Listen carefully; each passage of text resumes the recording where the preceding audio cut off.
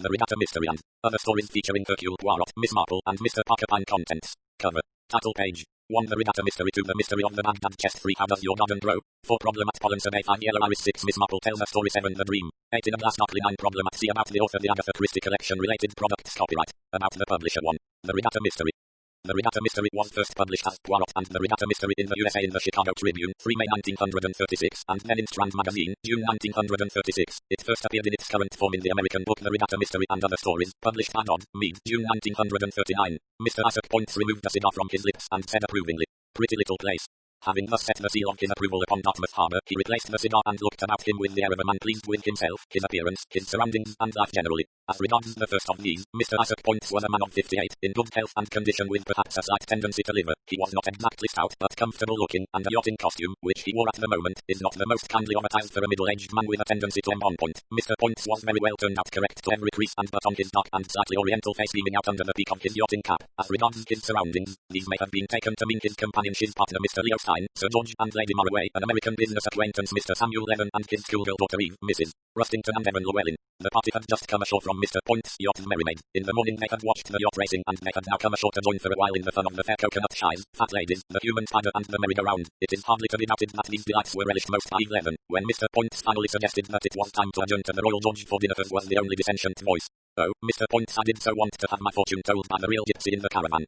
Mr. Points had doubts of the essential realness of the gypsy in question, but he gave indulgent assent. "Eve's just crazy about the fair," said her father apologetically, "but don't you pay any attention if you want to be getting along." "Plenty of time," said Mr. Points benignantly. "Let the little lady enjoy herself. I'll take you on at darts, Leo." 25 and over wins the prize, chanted the man in charge of the darts in a high nasal voice. "Bet you a fiver my total score beats yours," said Points. "Done," said Stein with alacrity. The two men were soon wholeheartedly engaged in their battle. Lady Maraway murmured to Evan Llewellyn, "Eve is not the only child in the party." Llewellyn smiled assent, but somewhat absently. He had been absent-minded all that day. Once or twice his answers had been wide of the point. Pamela Maraway drew away from him and said to her husband, "That young man has something on his mind."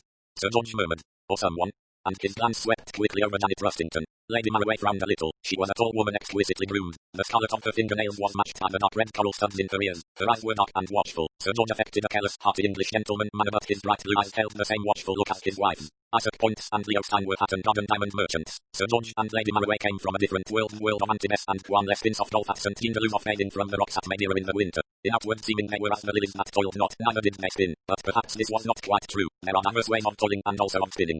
"Here's the kid back again," said Evan Llewellyn to Mrs. Rustington. He was a dark young man that was a faintly hungry wolfish look about him which some women found attractive. It was difficult to say whether Mrs. Rustington found him so. She did not wear her heart on her sleeve. She had married young and the marriage had ended in disaster in less than a year. Since that time it was difficult to know what Janet Rustington thought of anyone or anything. A manner was always the same, charming but completely aloof. Eve Levin came dancing up to them, her lank fair hair bobbing excitedly. She was 50, an awkward child but full of vitality. "I'm going to be married by the time I'm 17, she exclaimed breathlessly, "to a very rich man, and we're going to have 6 children, and Tuesdays and Thursdays are my lucky days, and I ought always to wear green or blue, and an emerald is my lucky stone, and why, pet, I think we ought to be getting along," said her father. Mr. Levin was a tall, fair, dyspeptic-looking man with a somewhat mournful expression. Mr. Points and Mr. Stein were turning away from the darts. Mr. Points was chuckling and Mr. Stein was looking somewhat rueful. "It's all a matter of luck," he was saying. Mr. Points slapped his pocket cheerfully. "Took a fiver off you all right. Skill, my boy, skill. My old dad was a first-class darts player. Well, folks, let's be getting along. Had your fortune told, Eve? Did they tell you to beware of a dark man?"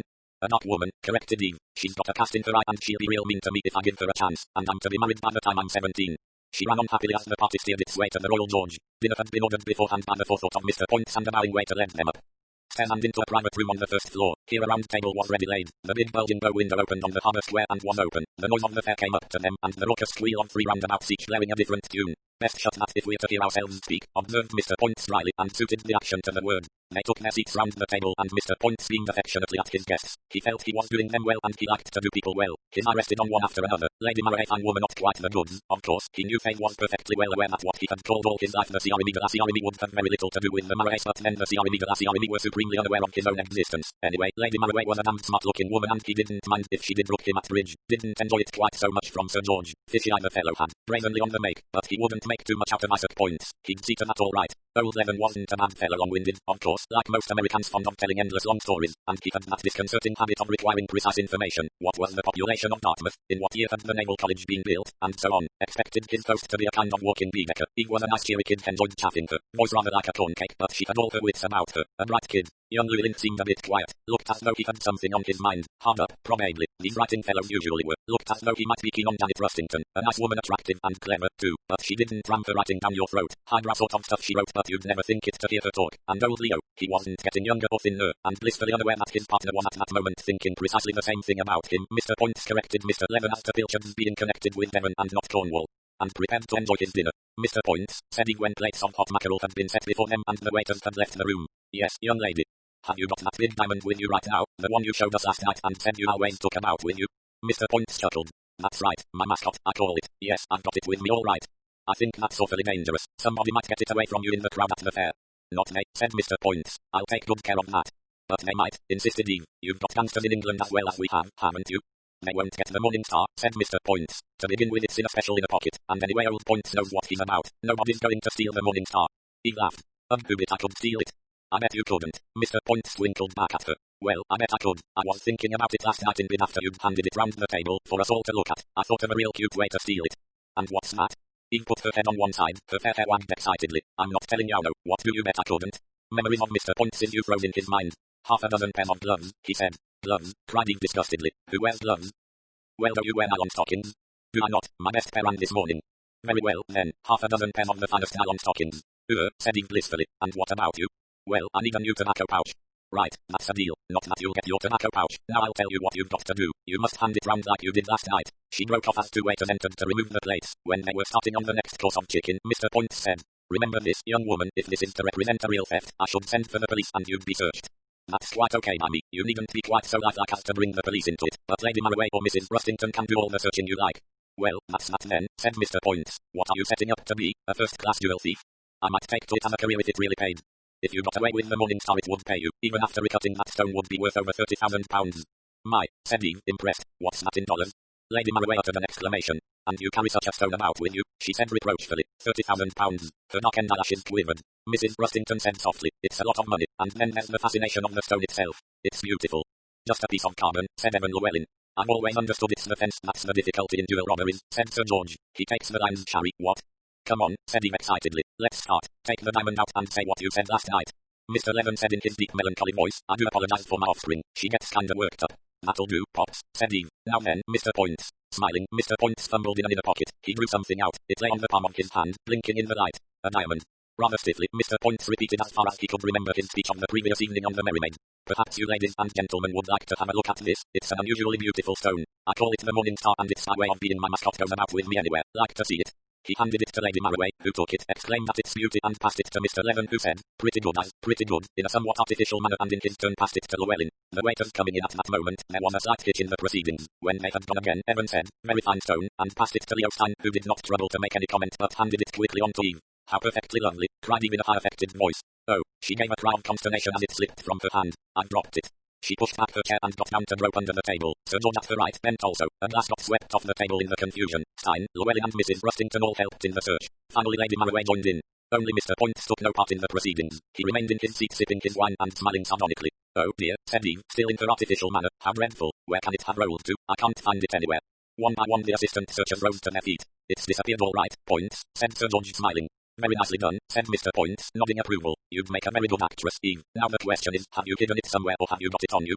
Search me, said Eve dramatically. Mr. Points, I sought out a large screen in the corner of the room. He nodded towards it and then looked at Lady Marroway and Mrs. Rustington. If you ladies will be so good. Why, certainly, said Lady Marroway, smiling. The two women rose. Lady Marroway said, Don't be afraid, Mr. Points. We'll vet her properly.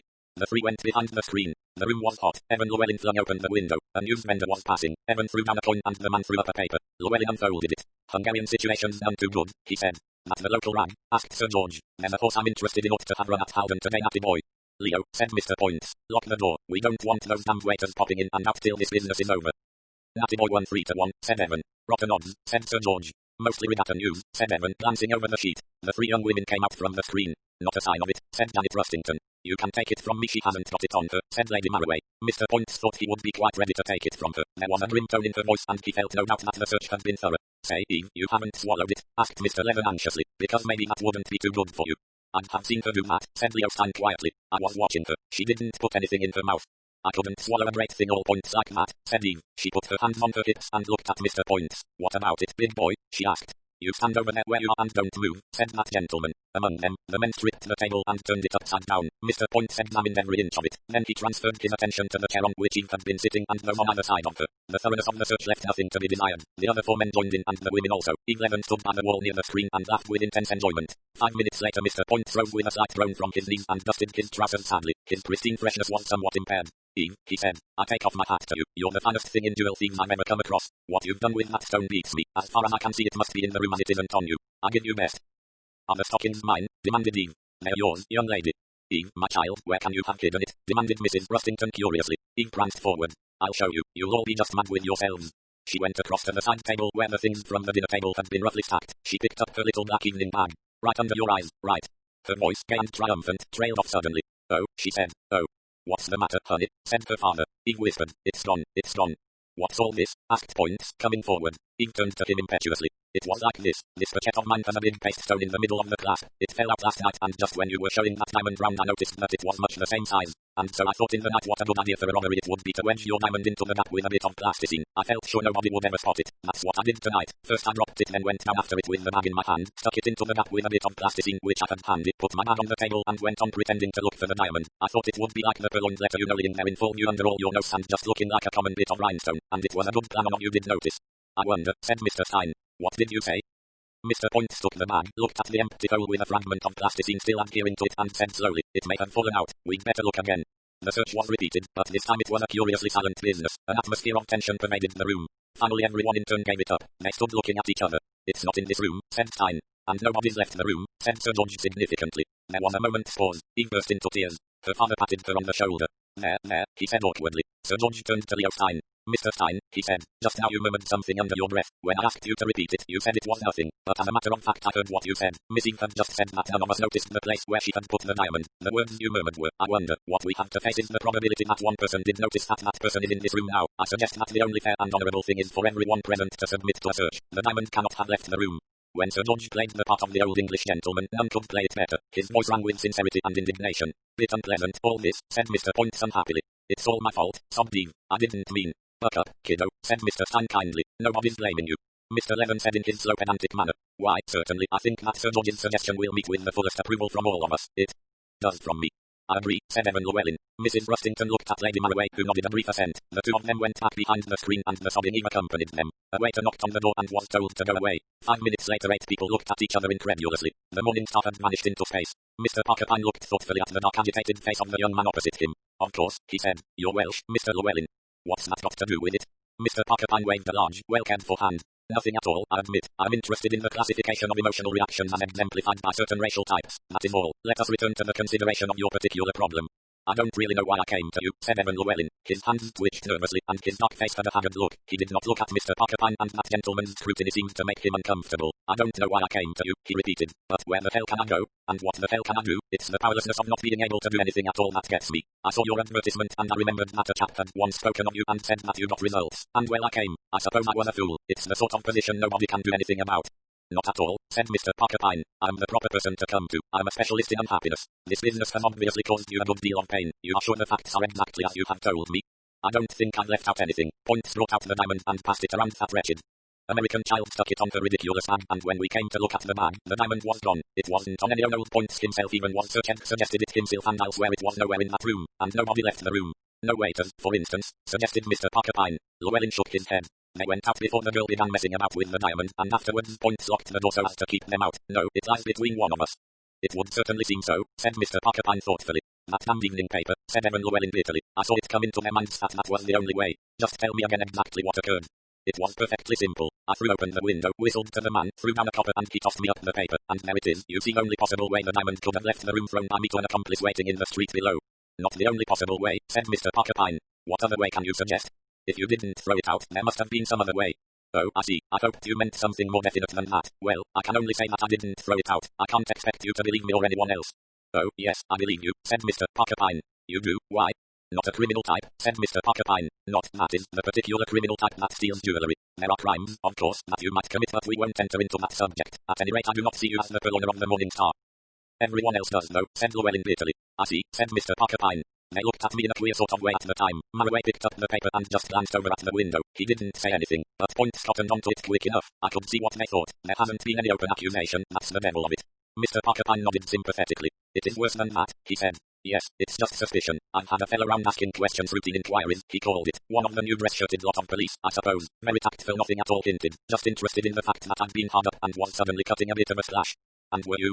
Yes, some luck with a horse or two. Unluckily my bets were made on the course and there's nothing to show that that's how the money came in. They can't disprove it, of course, but that's just the sort of easy lie a fellow would invent if he didn't want to show where the money came from.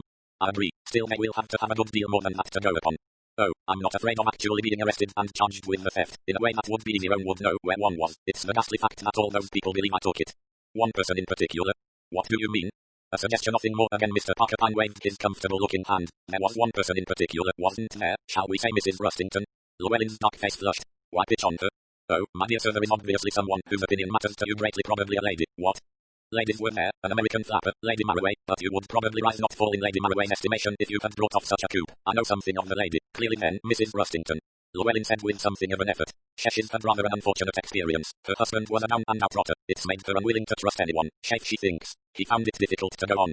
Quite so, said Mr. Porcupine. I see the matter is important. It must be cleared up. Evan gave a short laugh. That's easy to say. And quite easy to do, said Mr. Porcupine. You think so? Oh, yes, the problem is so clear-cut. So many possibilities are ruled out. The answer must really be extremely simple. Indeed, already I have a kind of glimmering. Llewellyn stared at him incredulously. Mr. Porcupine drew a pad of paper towards him and picked up a pen. Perhaps you would give me a brief description of the party. Haven't I already done so? Their personal appearance, color of hair, and so on. But, Mr. Porcupine, what can that have to do with it? A good deal, young man, a good deal. Classification and so on.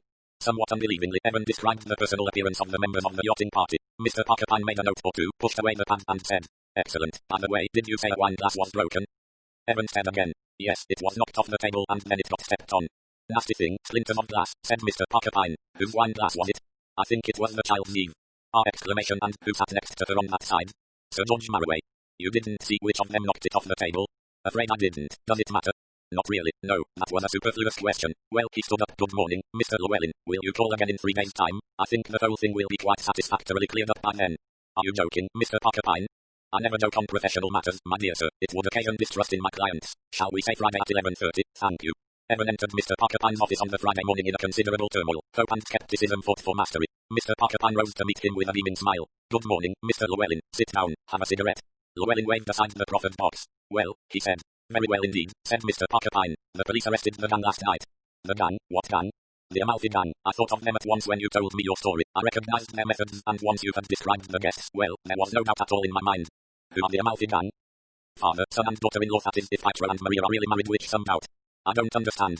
It's quite simple. The name is Italian and no doubt the origin is Italian, but old Amalfi was born in America. His methods are usually the same. He impersonates a real businessman, introduces himself to some prominent figure in the jewel business in some European country, and then plays his little trick. In this case he was deliberately on the track of the Morning Star. Point's idiosyncrasy was well known in the trade. Maria Amalfi played the part of his daughter, amazing creature, 27 at least, and nearly always played the part of 16. Not Eve, gasped Llewellyn. Exactly. The third member of the gang got himself taken on as an extra waiter at the Royal George. It was holiday time, remember, and they would need extra staff. He may even have bribed the regular man to stay away. The scene is set. Eve challenges old Points and he takes on the bet. He passes round the diamond as he had done the night before. The waiters enter the room and Levin retains the stone until they have left the room. When they do leave, the diamond leaves also, neatly attached with a morsel of chewing gum to the underside of the plate that Pietro bears away. So simple. But I saw it after that.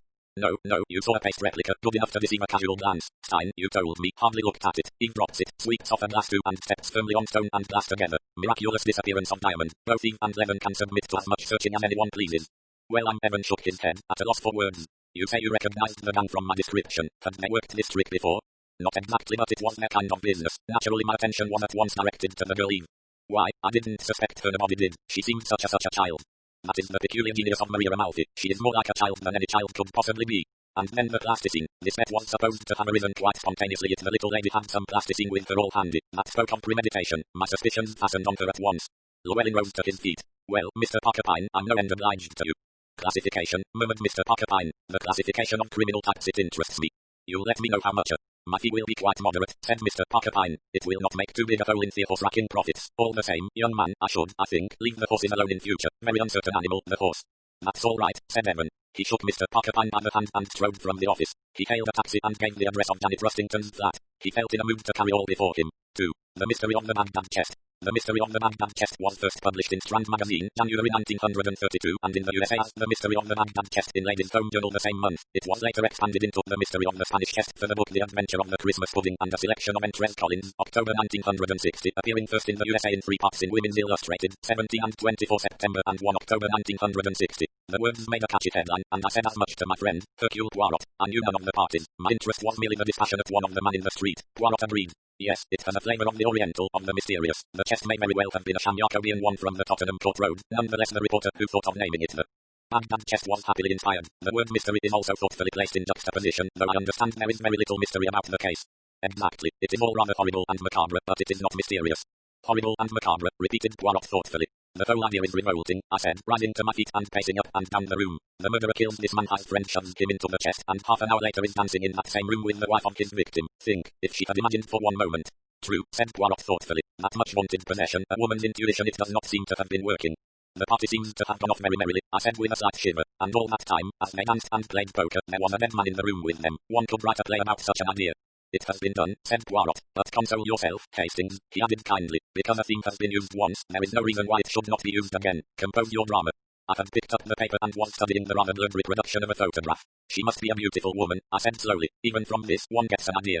Below the picture and the inscription, a recent portrait of Mrs. Clayton, the wife of the murdered man. Poirot took the paper from me. Yes, he said, she is beautiful. Doubtless she is of those born to trouble the souls of men. He handed the paper back to me with a sigh. Dear Mercy, I'm not of an ardent temperament. It has saved me from many embarrassments. I'm duly thankful. I do not remember that we discussed the case further. Poirot displayed no special interest in it at the time. The facts were so clear, and there was so little ambiguity about them, that discussion seemed merely futile. Mr. and Mrs. Clayton and Major Rich were friends of fairly long standing. On the day in question, the 10th of March, the Claytons had accepted an invitation to spend the evening with Major Rich. At about 7:30, however, Clayton explained to another friend, a Major Curtis, with whom he was having a drink, that he had been unexpectedly called to Scotland and was leaving by the 8 o'clock train. I'll just have time to drop in and explain to old Jack, went on Clayton. Margarita is going, of course. I'm sorry about it, but Jack will understand how it is. Mr. Clayton was as good as his word. He arrived at Major Rich's rooms about 20 to 8. The Major was out at the time, but his manservant, who knew Mr. Clayton well, suggested that he come in and wait. Mr. Clayton said that he had no time, but that he would come in and write a note. He added that he was on his way to catch a train. The valet accordingly showed him into the sitting room. About 5 minutes later Major Rich, who must have let himself in without the valet hearing him, opened the door of the sitting room, called his man and told him to go out and get some cigarettes. On his return the man brought them to his master, who was then alone in the sitting room. The man naturally concluded that Mr. Clayton had left. The guests arrived shortly afterwards. They comprised Mrs. Clayton, Major Curtis and a Mr. and Mrs. Spence. The evening was spent dancing to the phonograph and playing poker. The guests left shortly after midnight. The following morning, on coming to do the sitting room, the valet was startled to find a deep stain discoloring the carpet below and in front of a piece of furniture which Major Rich had brought from the east and which was called the Baghdad chest. Instinctively the valet lifted the lid of the chest and was horrified to find inside the doubled-up body of a man who had been stabbed to the heart. Terrified, the man ran out of the flat and fetched the nearest policeman. The dead man proved to be Mr. Clayton. The arrest of Major Rich followed very shortly afterward. The Major's defence, it was understood, consisted of a sturdy denial of everything. He had not seen Mr. Clayton the preceding evening, and the first he had heard of his going to Scotland had been from Mrs. Clayton. Such were the bald facts of the case. Innuendos and suggestions naturally abounded. The close friendship and intimacy of Major Rich and Mrs. Clayton were so stressed that only a fool could fail to read between the lines. The motive for the crime was plainly indicated. Long experience has taught me to make allowance for baseless calumny. The motive suggested might, for all the evidence, be entirely non-existent. Some quite other reason might have precipitated the issue. But one thing did stand out clearly, that Rich was the murderer. As I say, the matter might have rested there, had it not happened that Poirot and I were due at a party given by Lady Chatterton that night. Poirot, whilst bemoaning social engagements and declaring a passion for solitude, really enjoyed these affairs enormously. To be made a fuss of and treated as a line suited him down to the ground. On occasions he positively purred. I have seen him blandly receiving the most outrageous compliments as no more than his due, and uttering the most blatantly conceited remarks, such as I can hardly bear to set down. Sometimes he would argue with me on the subject. But, my friend, I'm not an Anglo-Saxon. Why should I play the hypocrite? See, that is what you do, all of you. The airman who has made a difficult flight, the tennis champions, they look down their noses, they mutter inaudibly that it is nothing, but do they really think that themselves? Not for a moment. They would admire the exploit in someone else. So, being reasonable men, they admire it in themselves, but their training prevents them from saying so. Me, I'm not like that. The talents that I possess, I would salute them in another. As it happens, in my own particular line, there is no one to touch me, say homage. As it is, I admit freely and without hypocrisy that I'm a great man. I have the order, the method, and the psychology in an unusual degree. I am, in fact, Hercule Poirot. Why should I turn red and stammer and mutter into my chin that really I'm very stupid? It would not be true. There is certainly only one Hercule Poirot. I agreed, not without a spice of malice, of which, fortunately, Poirot remained quite oblivious. Lady Chatterton was one of Poirot's most ardent admirers. Starting from the mysterious conduct of a Pekingese, he had unravelled a chain which led to a noted burglar and housebreaker. Lady Chatterton had been loud in his praises ever since. To see Poirot at a party was a great sight. His faultless evening clothes, the exquisite set on his white tie, the exact symmetry on his hair parting, the sheen of pomade on his hair, and the tortured splendour on his famous moustaches all combined to paint the perfect picture of an inveterate dandy. It was hard, at these moments, to take the little man seriously. It was about 11:30 when Lady Chatterton, bearing down upon us, whisked Poirot neatly out of an admiring group, and carried him off, I need hardly say, with myself in tow. I want you to go into my little room upstairs, said Lady Chatterton rather breathlessly as soon as she was out of earshot of her other guests. You know where it is, Poirot. You'll find someone there who needs your help very badly, and you will help her. I know. She's one of my dearest friends, so don't say no. Energetically leading the way as she talked, Lady Chatterton flung open a door, exclaiming as she did so, I've got him, Margarita darling, and he'll do anything you want. You will help Mrs. Clayton, won't you, Poirot? And taking the answer for granted, she withdrew with the same energy that characterized all her movements. Mrs. Clayton had been sitting in a chair by the window. She rose now and came toward us, dressed in deep mourning. The dull black showed up her fair colouring. She was a singularly lovely woman, and there was about her a simple childlike candour which made her charm quite irresistible. Alice Chatterton is so kind, she said. She arranged this. She said you would help me, Poirot. Of course I don't know whether you will or not, but I hope you will. She had held out her hand and Poirot had taken it. He held it now for a moment or two while he stood scrutinizing her closely. There was nothing ill-bred in his manner of doing it. It was more the kind but searching look that a famous consultant gives a new patient as the latter is ushered into his presence. Are you sure, madam, he said at last, that I can help you? Alice said so. Yes, but I'm asking you, madam. A little flush rose to her cheeks. I don't know what you mean. What is it, madam, that you want me to do? Yeah, I know who I am, she asked. Assuredly. Then you can guess what it is I'm asking you to do, Poirot. Captain Hastings. I was gratified that she realized my identity. Major Rich did not kill my husband. Why not? I beg your pardon. Poirot smiled at her slight discomfiture. I said, why not? He repeated. I'm not sure that I understand. Yet it is very simple. The police and lawyers will all ask the same question. Why did Major Rich kill Clayton? I ask the opposite. I ask you, madam, why did Major Rich not kill Mr. Clayton? You mean I'm so sure? Well, but I know Major Rich so well. You know Major Rich so well, repeated Poirot tonelessly. The colour flamed into her cheeks. Yes, that's what they'll say, what they'll think. Oh, I know. Say me right, that is what they will ask you about how well you knew Major Rich. Perhaps you will speak the truth, perhaps you will lie. It is very necessary for a woman to lie, it is a good weapon. But there are three people, madam, to whom a woman should speak the truth. To her father confessor, to her hairdresser, and to her private detective if she trusts him. Do you trust me, madam? Margarita Clayton drew a deep breath. Yes, she said. I do, I must, she added rather childishly. Then, how well do you know Major Rich? She looked at him for a moment in silence, then she raised her chin defiantly. I will answer your question. I loved Jack from the first moment I saw him 2 years ago. Lately I think I believe F has come to love me, but he has never said so. Patent, said Poirot. You have saved me a good quarter of an hour. I coming to the point without beating the bush. You have the good sense. Now your husband, did he suspect your feelings? I don't know, said Margarita slowly. I thought lately that he might. His manner has been different. But that may have been merely my fancy. Nobody else knew. I do not think so. And pardon me, madam, you did not love your husband. There were, I think, very few women who would have answered that question as simply as this woman did. They would have tried to explain their feelings. Margarita Clayton said quite simply, no.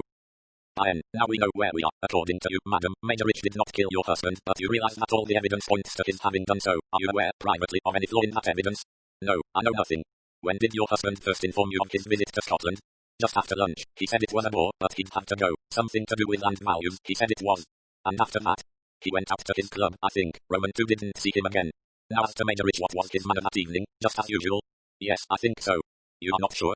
Margarita wrinkled her brows. He was a little constrained, with me not with the others, but I thought I knew why that was. You understand? I'm sure the constraint or absent-mindedness perhaps describes it better had nothing to do with Edward. He was surprised to hear that Edward had gone to Scotland, but not unduly so. And nothing else unusual occurs to you in connection with that evening? Margarita thought. No, nothing whatever. You noticed the chest? She shook her head with a little shiver. I don't even remember right what it was like. We played poker most of the evening. Who won?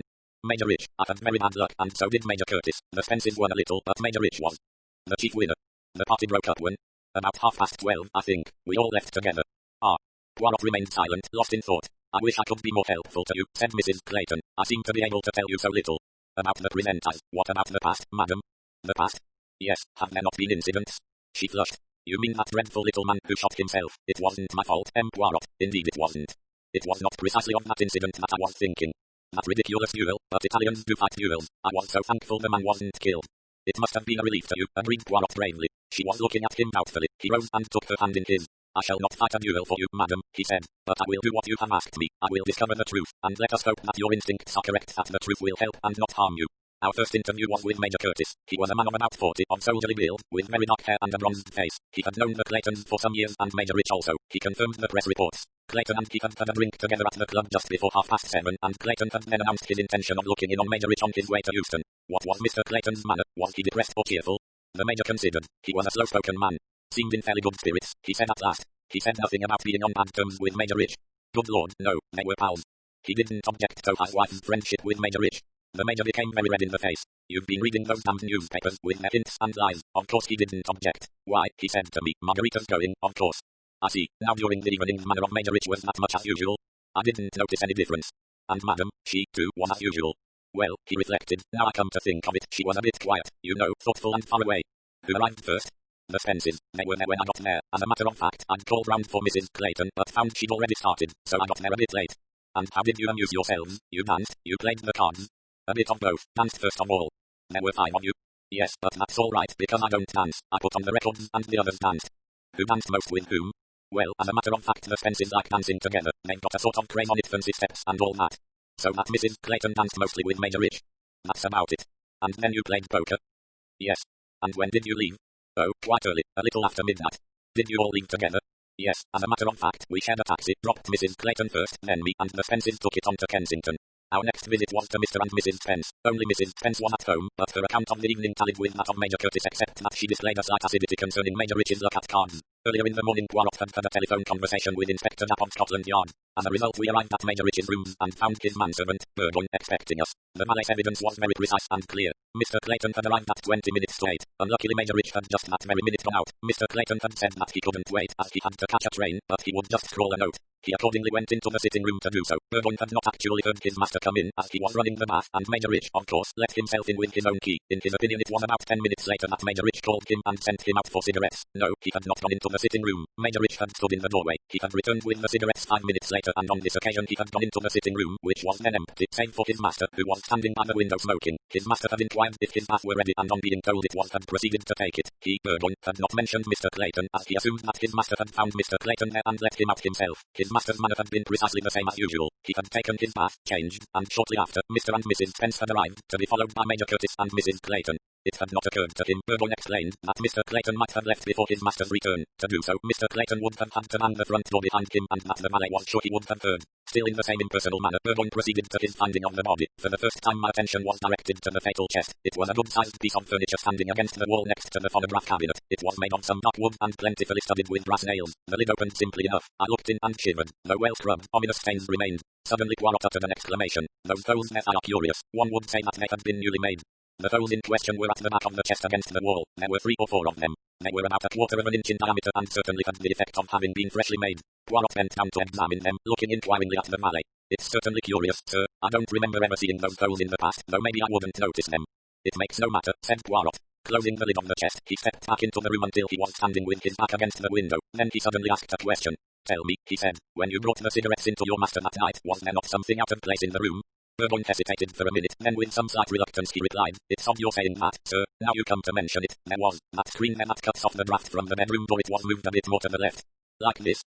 Poirot darted nimbly forward and pulled at the screen. It was a handsome affair of painted leather. It already slightly obscured the view of the chest, and as Poirot adjusted it, it hid the chest altogether. That's right, sir, said the valet, it was like that. And the next morning? It was still like that, I remember. I moved it away and it was then I saw the stain. The carpet's gone to be cleaned, sir, that's why the boards are bare. Poirot nodded. I see, he said. I thank you. He placed a crisp piece of paper in the valet's palm. Thank you, sir. Poirot, I said when we were out in the street, that point about the screen is not a point helpful to Rich. It is a further point against him, said Poirot ruefully. The screen hid the chest from the room. It also hid the stain on the carpet. Sooner or later the blood was bound to soak through the wood and stain the carpet. The screen would prevent discovery for the moment. Yes, but there is something there that I do not understand. The valet, Hastings, the valet. What about the valet? He seemed a most intelligent fellow. As you say, most intelligent. Is it credible, then, that Major Rich failed to realize that the valet would certainly discover the body in the morning? Immediately after the deed he had no time for anything, granted. He shoves the body into the chest, pulls the screen in front of it and goes through the evening hoping for the best. But after the guests are gone, surely, then is the time to dispose of the body. Perhaps he hoped the valet wouldn't notice the stain. That, mon ami, is absurd. A stained carpet is the first thing a good servant would be bound to notice. And Major Rich, he goes to bed and snores there comfortably and does nothing at all about the matter. Very remarkable and interesting, that. Curtis might have seen the stains when he was changing the records the night before, I suggested. That is unlikely. The screen would throw a deep shadow just there. No, but I begin to see. Yes, dimly I begin to see. See what? I asked eagerly. the possibilities, shall we say, of an alternative explanation. Our next visit may throw light on things. Our next visit was to the doctor who had examined the body. His evidence was a mere recapitulation of what he had already given at the inquest. Deceased had been stabbed to the heart with a long thin knife, something like a stiletto. The knife had been left in the wound. Death had been instantaneous. The knife was the property of Major Rich and usually lay on his writing table. There were no fingerprints on it. The doctor understood. It had been either wiped or held in a handkerchief. As regards time, any time between 7 and 9 seemed indicated. He could not, for instance, have been killed after midnight, asked Poirot. No, that I can say. 10 o'clock at the outside, but 7:30 to 8 seems clearly indicated. There is a second hypothesis possible, Poirot said when we were back home. I wonder if you see it, Hastings. To me it is very plain, and I only need one point to clear up the matter for good and all. It's no good, I said. I'm not there. But make an effort, Hastings. Make an effort. Very well, I said. At 7:40 Clayton is alive and well. The last person to see him alive is Rich. So we assume. Well, isn't it so? You forget, mon ami, that Major Rich denies that. He states explicitly that Clayton had gone when he came in. But the valet says that he would have heard Clayton leave because of the bang of the door, and also, if Clayton had left, when did he return? He couldn't have returned after midnight because the doctor says positively that he was dead at least 2 hours before that. That only leaves one alternative. Yes, mon ami, said Poirot. That in the 5 minutes Clayton was alone in the sitting room, someone else came in and killed him. But there we have the same objection. Only someone with a key could come in without the valet knowing, and in the same way the murderer on leaving would have had to bang the door, and that again the valet would have heard. Exactly, said Poirot. And therefore nothing, I said. I can see no other solution. It is a pity, murmured Poirot, and it is really so exceedingly simply as the clear blue eyes of Madame Clayton. You really believe? I believe nothing until I have got proof. One little proof will convince me. He took up the telephone and called Japp at Scotland Yard. 20 minutes later we were standing before a little heap of assorted objects laid out on a table. They were the contents of the dead man's pockets. There was a handkerchief, a handful of loose change, a pocket book containing £3 10 shillings, a couple of bills and a worn snapshot of Margarita Clayton. There was also a pocket knife, a gold pencil and a cumbersome wooden tool. It was on this latter that Poirot swooped. He unscrewed it and several small blades fell out. You see, Hastings, a gimlet and all the rest of it. It would be a matter of a very few minutes to bore a few holes in the chest with this. Those holes we saw? Precisely. You mean it was Clayton who bored them himself?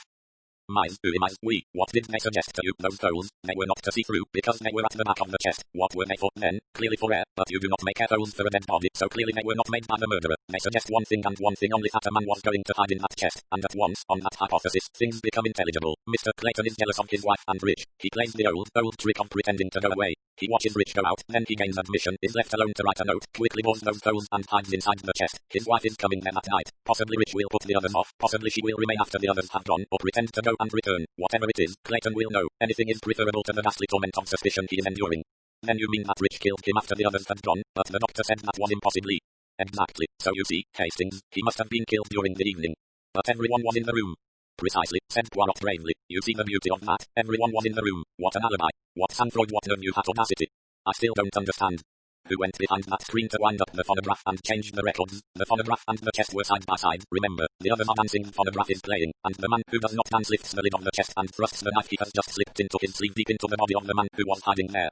Impossible. The man would cry out. Not if he were drugged first. Drugged?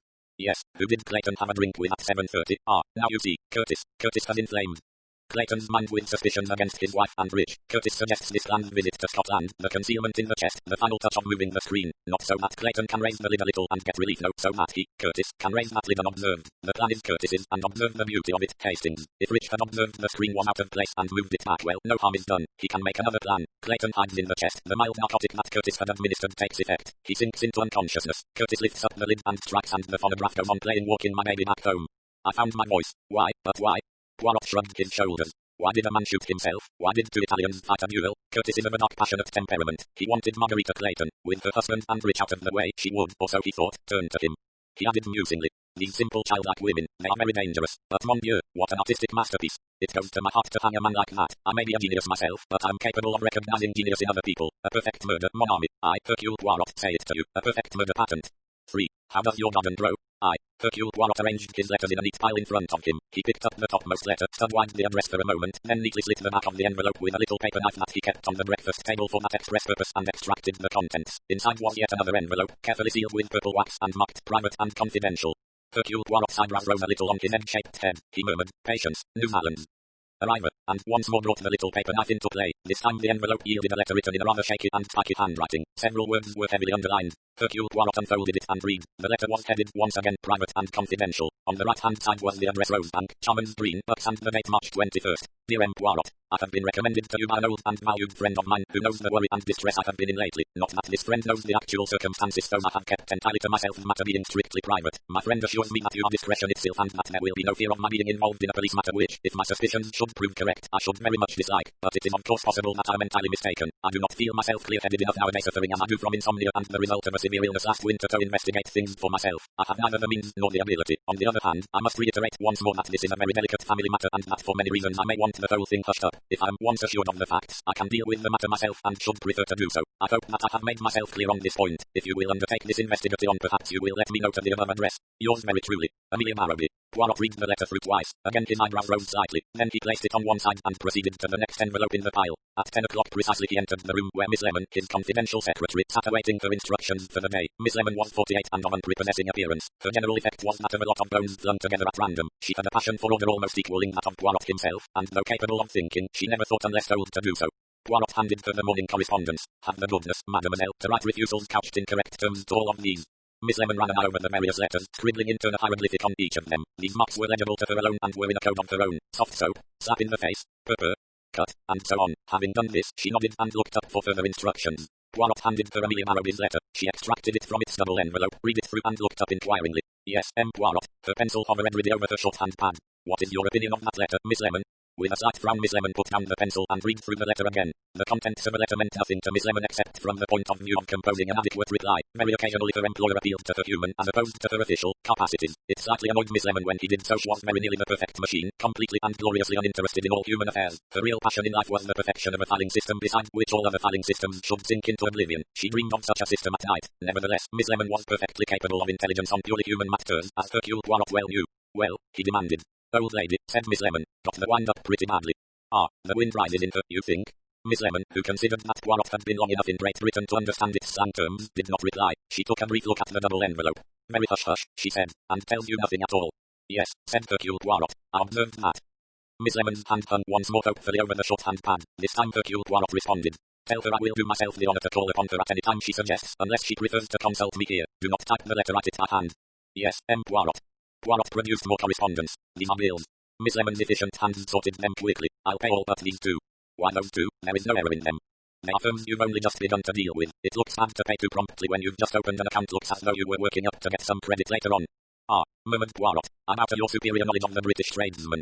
There's nothing much I don't know about them, said Miss Lemon grimly. Roman 2. The letter to Miss Amelia Marrowby was duly written and sent, but no reply was forthcoming. Perhaps, thought Hercule Poirot, the old lady had unravelled her mystery herself, yet he felt a shade of surprise that in that case she should not have written a courteous word to say that his services were no longer required. It was 5 days later when Miss Lemon, after receiving her morning's instructions, said, that Miss Marrowby we wrote to, no wonder there's been no answer, she's dead. Hercule Poirot said very softly, dead. It sounded not so much like a question as an answer. Opening her handbag, Miss Lemon produced a newspaper cutting. I saw it in the tube and tore it out.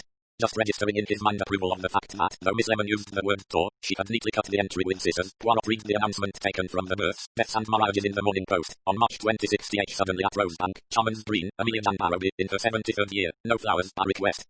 Poirot read it over. He murmured under his breath, suddenly. Then he said briskly, if you will be so obliging as to take a letter, Miss Lemon.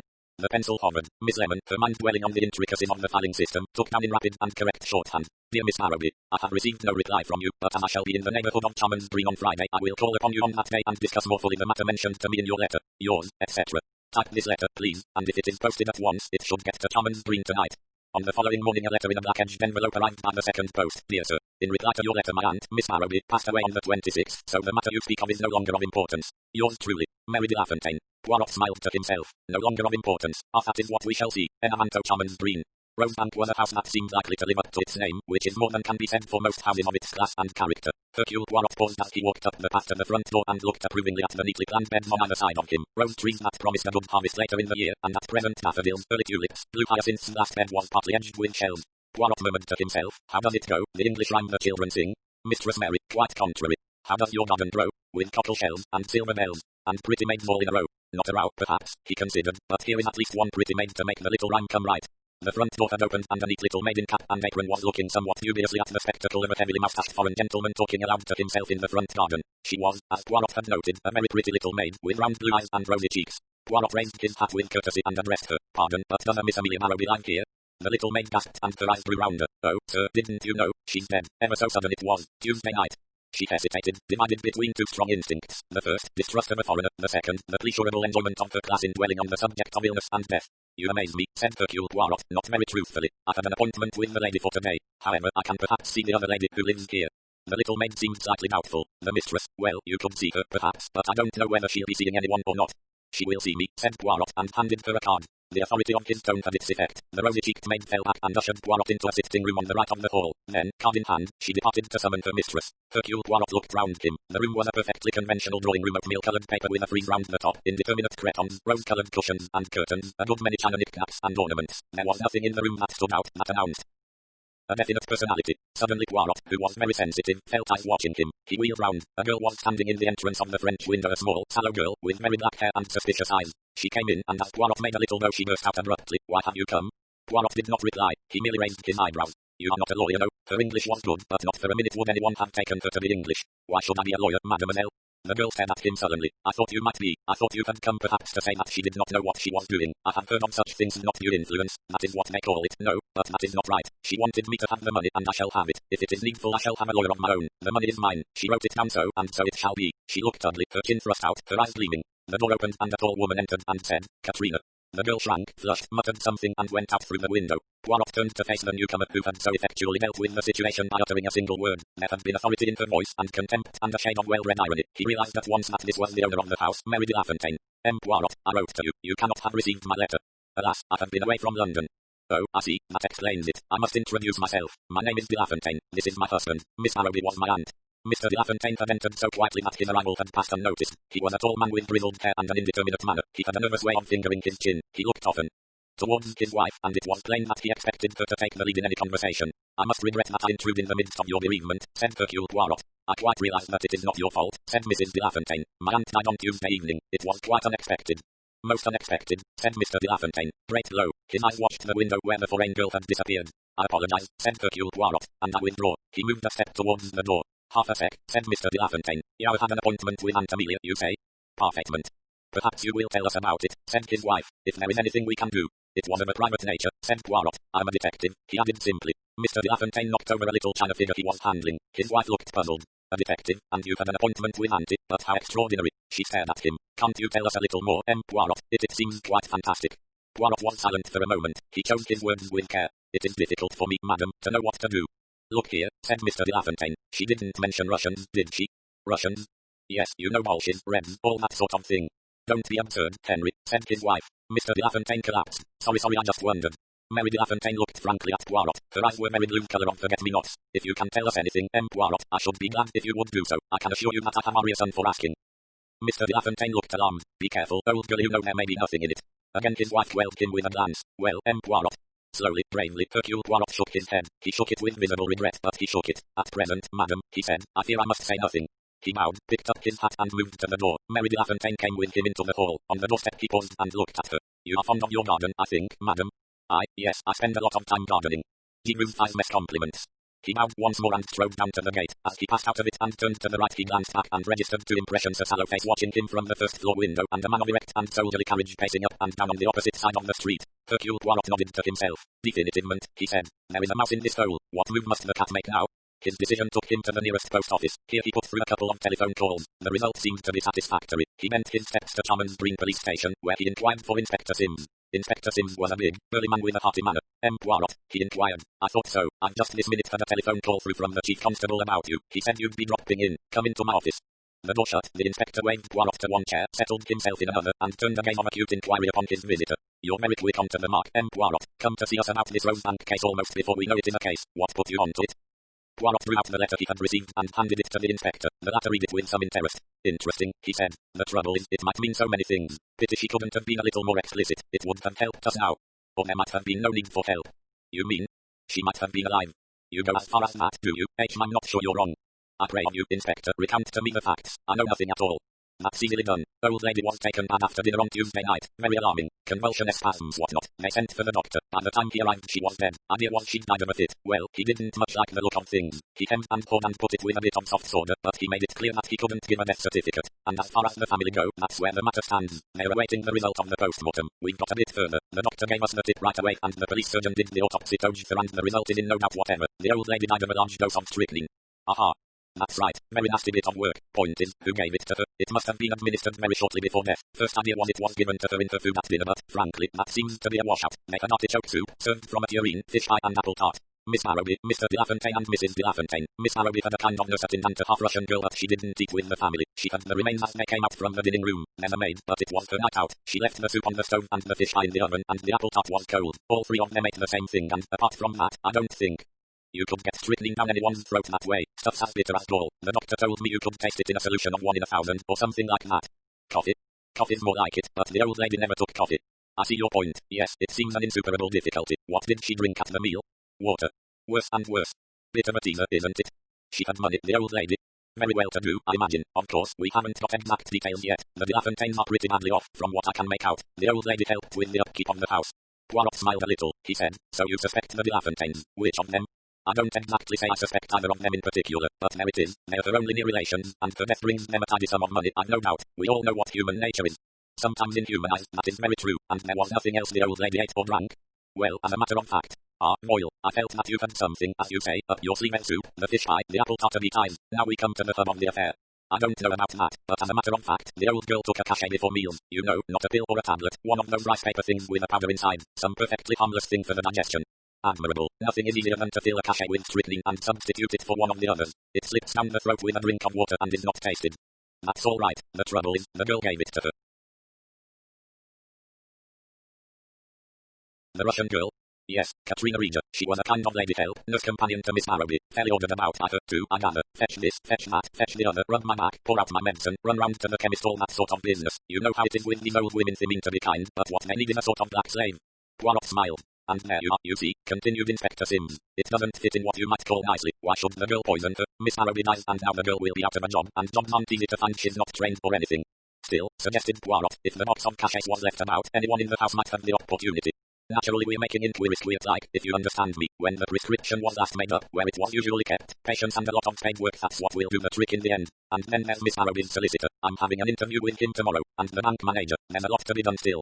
Poirot rose. A little favour, Inspector Sims. You will send me a little word how the affair marches. I would esteem it a great favour. Here is my telephone number. Why, certainly, Poirot. 2 heads are better than 1, and besides, you ought to be in on this, having had that letter and all.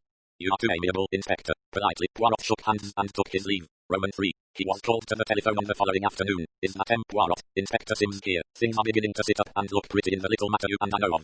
In verity, tell me, I pray of you. Well, here's item no, one and a pretty big item. Miss B left a small legacy to her niece and everything else decay in consideration of her great kindness and attention. That's the way it was put. That alters the complexion of things. A picture rose swiftly in Poirot's mind, a sullen face and a passionate voice saying, the money is mine. She wrote it down and so it shall be. The legacy would not come as a surprise to Katrina, she knew about it beforehand. Item no, 2, continued the voice of Inspector Sims. Nobody but Kay handled that cachet. You can be sure of that. The girl herself doesn't deny it. What do you think of that? Extremely interesting. We only want one thing more, evidence of how the strychnine came into her possession. That oughtn't to be difficult. But so far you haven't been successful. I've barely started. The inquest was only this morning. What happened at it? Adjourned for a week. And the young lady Kay, I'm detaining her on suspicion. Don't want to run any risks. She might have some funny friends in the country who'd try to get her out of it. No, said Poirot. I do not think she has any friends. Really? What makes you say that, Poirot? It is just an idea of mine. There were no other items, as you call them. Nothing that's strictly relevant. Miss B seems to have been monkeying about a bit with her shares lately. I must have dropped quite a tidy sum. It's rather a funny business, one way and another, but I don't see how it affects the main issue, not at present, that is. No, perhaps you are right. Well, my best thanks to you. It was most amiable of you to ring me up. Not at all. I'm a man of my word. I could see you were interested. Who knows, you may be able to give me a helping hand before the end. That would give me great pleasure. It might help you, for instance, if I could lay my hand on a friend of the girl Katrina. I thought you said she hadn't got any friends, said Inspector Sims, surprised. I was wrong, said Hercule Poirot. She has one. Before the inspector could ask a further question, Poirot had run off. With a serious face he wandered into the room where Miss Lemon sat at her typewriter. She raised her hands from the keys at her employer's approach and looked at him inquiringly. I want you, said Poirot, to figure to yourself a little history. Miss Lemon dropped her hands into her lap in a resigned manner. She enjoyed typing, paying bills, filing papers and entering up engagements. To be asked to imagine herself in hypothetical situations bored her very much, but she accepted it as a disagreeable part of her duty. You are a Russian girl, began Poirot. Yes, said Miss Lemon, looking intensely British. You are alone and friendless in this country. You have reasons for not wishing to return to Russia. You are employed as a kind of drudge, nurse attendant and companion to an old lady. You are meek and uncomplaining. Yes, said Miss Lemon obediently, but entirely failing to see herself being meek to any old lady under the sun. The old lady takes a fancy to you. She decides to leave her money to you. She tells you so. Poirot paused. Miss Lemon said yes again. And then the old lady finds out something. Perhaps it is a matter of money. She may find that you have not been honest with her, or it might be more grave still, a medicine that tasted different, some food that disagreed. Anyway, she begins to suspect you of something, and she writes to a very famous detective in Thin, to the most famous detective in. I'm to call upon her shortly, and then, as you say, the dripping will be in the fire. The great thing is to act quickly, and so before the great detective arrives, the old lady is dead, and the money comes to you. Tell me, does that seem to you reasonable? Quite reasonable, said Miss Lemon. Quite reasonable for a Russian, that is. Personally, I should never take a post as a companion. I like my duties clearly defined, and of course I should not dream of murdering anyone. Poirot sighed. How I miss my friend Hastings. He had such imagination, such a romantic mind. It is true that he always imagined wrong, but that in itself was a guide. Miss Lemon was silent. She looked longingly at the typewritten sheet in front of her. So it seems to you reasonable, mused Poirot. Doesn't it to you? I'm almost afraid it does, sighed Poirot. The telephone rang and Miss Lemon went out of the room to answer it. She came back to say it's Inspector Sims again. Poirot hurried to the instrument. Hello, what is that you say? Sims repeated his statement. We've found a packet of strychnine in the girl's bedroom tucked underneath the mattress. The sergeant's just come in with the news. That about clinches it, I think. Yes, said Poirot, I think that clinches it. His voice had changed. It rang with sudden confidence. When he had run off, he sat down at his writing table and arranged the objects on it in a mechanical manner. He murmured to himself, there was something wrong. I felt it. No, not felt. It must have been something I saw. En avant, the little grey cells. Pondereflect. Was everything logical and in order? The girl, her anxiety about the money. MME. De La Fontaine. Her husband, his suggestion of Russian's imbecile. But he is an imbecile. The room. The gardener. Yes, the garden. He sat up very stiff. The green light shone in his eyes. He sprang up and went into the adjoining room. Miss Lemon, will you have the kindness to leave what you are doing and make an investigation for me? An investigation, Poirot, I'm afraid I'm not very good. Poirot interrupted her. You said one day that you knew all about tradesmen. Certainly I do, said Miss Lemon with confidence. Then the matter is simple. You are to go to Charman's Green and you are to discover a fishmonger. A fishmonger? Asked Miss Lemon, surprised. Precisely, the fishmonger who supplied Rosebank with fish. When you have found him you will ask him a certain question. He handed her a slip of paper. Miss Lemon took it, noted its contents without interest, then nodded and slipped the lid on her typewriter. We will go to Charman's Green together, said Poirot. You go to the fishmonger and I to the police started on. It will take us but half an hour from Baker Street. On arrival at his destination, he was greeted by the surprised Inspector Sims. Well, this is quick work, Poirot. I was talking to you on the phone only an hour ago. I have a request to make to you, that you allow me to see this girl Katrina. What is her name? Katrina Regia. Well, I don't suppose there's any objection to that. The girl Katrina looked even more sallow and sullen than ever. Poirot spoke to her very gently. Mademoiselle, I want you to believe that I'm not your enemy. I want you to tell me the truth. Her eyes snapped defiantly. I have told the truth. To everyone I have told the truth. If the old lady was poisoned, it was not I who poisoned her. It is all a mistake. You wish to prevent me having the money. Her voice was rasping. She looked, he thought, like a miserable little cornered rat. Did no one handle it but you? I have said so, have I not? They were made up at the chemist's that afternoon. I brought them back with me in my bag. That was just before supper. I opened the box and gave Miss Arrowby one with a glass of water. No one touched them but you. No, a cornered rat with courage. And Miss Arrowby had for supper only what we have been told. The soup, the fish pie, the tart. Yes, a hopeless, yes, dark, smouldering eyes that saw no light anywhere. Poirot patted her shoulder. Be of good courage, mademoiselle. There may yet be freedom and more life of these. She looked at him suspiciously. As she went out, Sims said to him, I didn't quite get what you said through the telephone, something about the girl having a friend.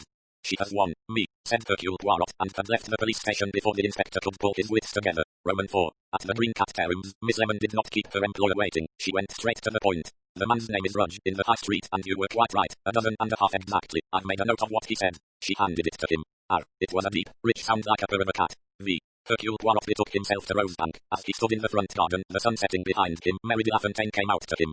Poirot. Her voice sounded surprised. You have come back? Yes, I have come back. He paused and then said, when I first came here, madam, the children's nursery rhyme came into my head. Mistress Mary, quite contrary. How does your garden grow? With cockle shells, and silver bells, and pretty maids all in a row. Only they are not cockle shells, are they, madam? They are oyster shells. His hand pointed. He heard her catch her breath and then stay very still. Her eyes asked a question. He nodded. Miles, I know. The maid left the dinner reddish, will swear, and Katrina will swear that that is all you had. Only you and your husband know that you brought back 12 and a half oysters, a little treat pour la montante. So easy to put the strychnine in an oyster. It is swallow and come, but there remain the shells. They must not go in the bucket. The maid would see them, and so you thought of making an edging of them to a bed. But there were not enough. Edging is not complete. The defect is that it spoils the symmetry of the otherwise charming garden. Those few oyster shells struck an alien note. They displeased my eye on my first visit. Mary de La Fontaine said, I suppose you guessed from the letter. I knew she had written, but I didn't know how much she'd said. Poirot answered evasively. I knew at least that it was a family matter. If it had been a question of Katrina, there would have been no point in hushing things up. I understand that you or your husband handy-led Miss Harrowby's securities to your own profit, and that she found out. Mary Lafontaine nodded. We've done it for years, a little here and there. I never realized she was sharp enough to find out, and then I learned she had sent for a detective, and I found out, too, that she was leaving her money to Katrina, that miserable little creature. And so the strychnine was put in Katrina's bedroom. I comprehend. You saved yourself and your whom. And from what I may discover, and you saddle an innocent child with murder. Have you no pity, madam?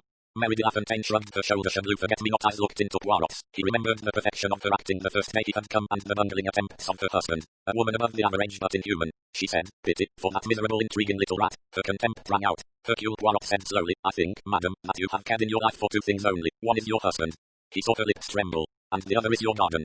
He looked round him. His glance seemed to apologize to the flowers for that which he had done and was about to do. 4. Problem at Pollensa Bay. Problem at Pollensa Bay was first published in Strand Magazine, November 1935, and then in the USA as Siren Business in Liberty, 5 September 1936. The steamer from Barcelona to Majorca landed Mr. Porcupine at Palma in the early hours of the morning, and straight away he met with disillusionment. The hotels were full. The best that could be done for him was an Ellis cupboard overlooking an inner court in a hotel in the center of the town, and with that Mr. Porcupine was not prepared to put up. The proprietor of the hotel was indifferent to his disappointment.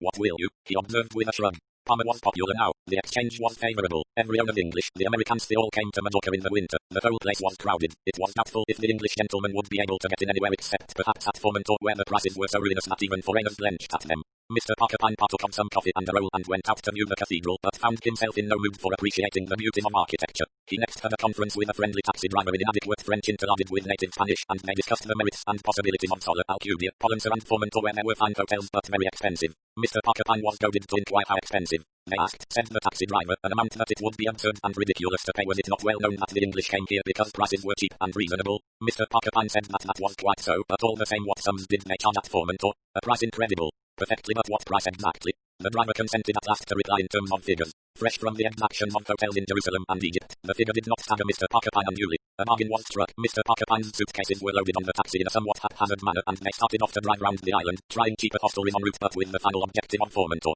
But they never reached that final abode of plutocracy, for after they had passed through the narrow streets of Pollensa and were following the curved line of the seashore, they came to the Hotel Pinodoro, a small hotel standing on the edge of the sea, looking out over a view that in the misty haze of a fine morning had the exquisite vagueness of a Japanese print. At once Mr. Porcupine knew that this, and this only, was what he was looking for. He stopped the taxi, passed through the painted gate with the hope that he would find a resting place. The elderly couple to whom the hotel belonged knew no English or French. Nevertheless, the matter was concluded satisfactorily. Mr. Porcupine was allotted a room overlooking the sea. The suitcases were unloaded. The driver congratulated his passenger upon avoiding the monstrous exigencies of these new hotels, received his fare and departed with a cheerful Spanish salutation. Mr. Porcupine glanced at his watch, and perceiving that it was even now but a 9:45, he went out onto the small terrace now bathed in a dazzling morning light, and ordered, for the second time that morning, coffee and rolls. There were 4 tables there, his own, one from which breakfast was being cleared away, and 2 occupied ones. At the one nearest him sat a family of father and mother and 2 elderly daughters germans. Beyond them, at the corner of the terrace, sat what were clearly an English mother and son. The woman was about 55. She had grey hair of a pretty tone, was sensibly but not fashionably dressed in a tweed coat and skirt, and had that comfortable self-possession which marks an English woman used to much travelling abroad.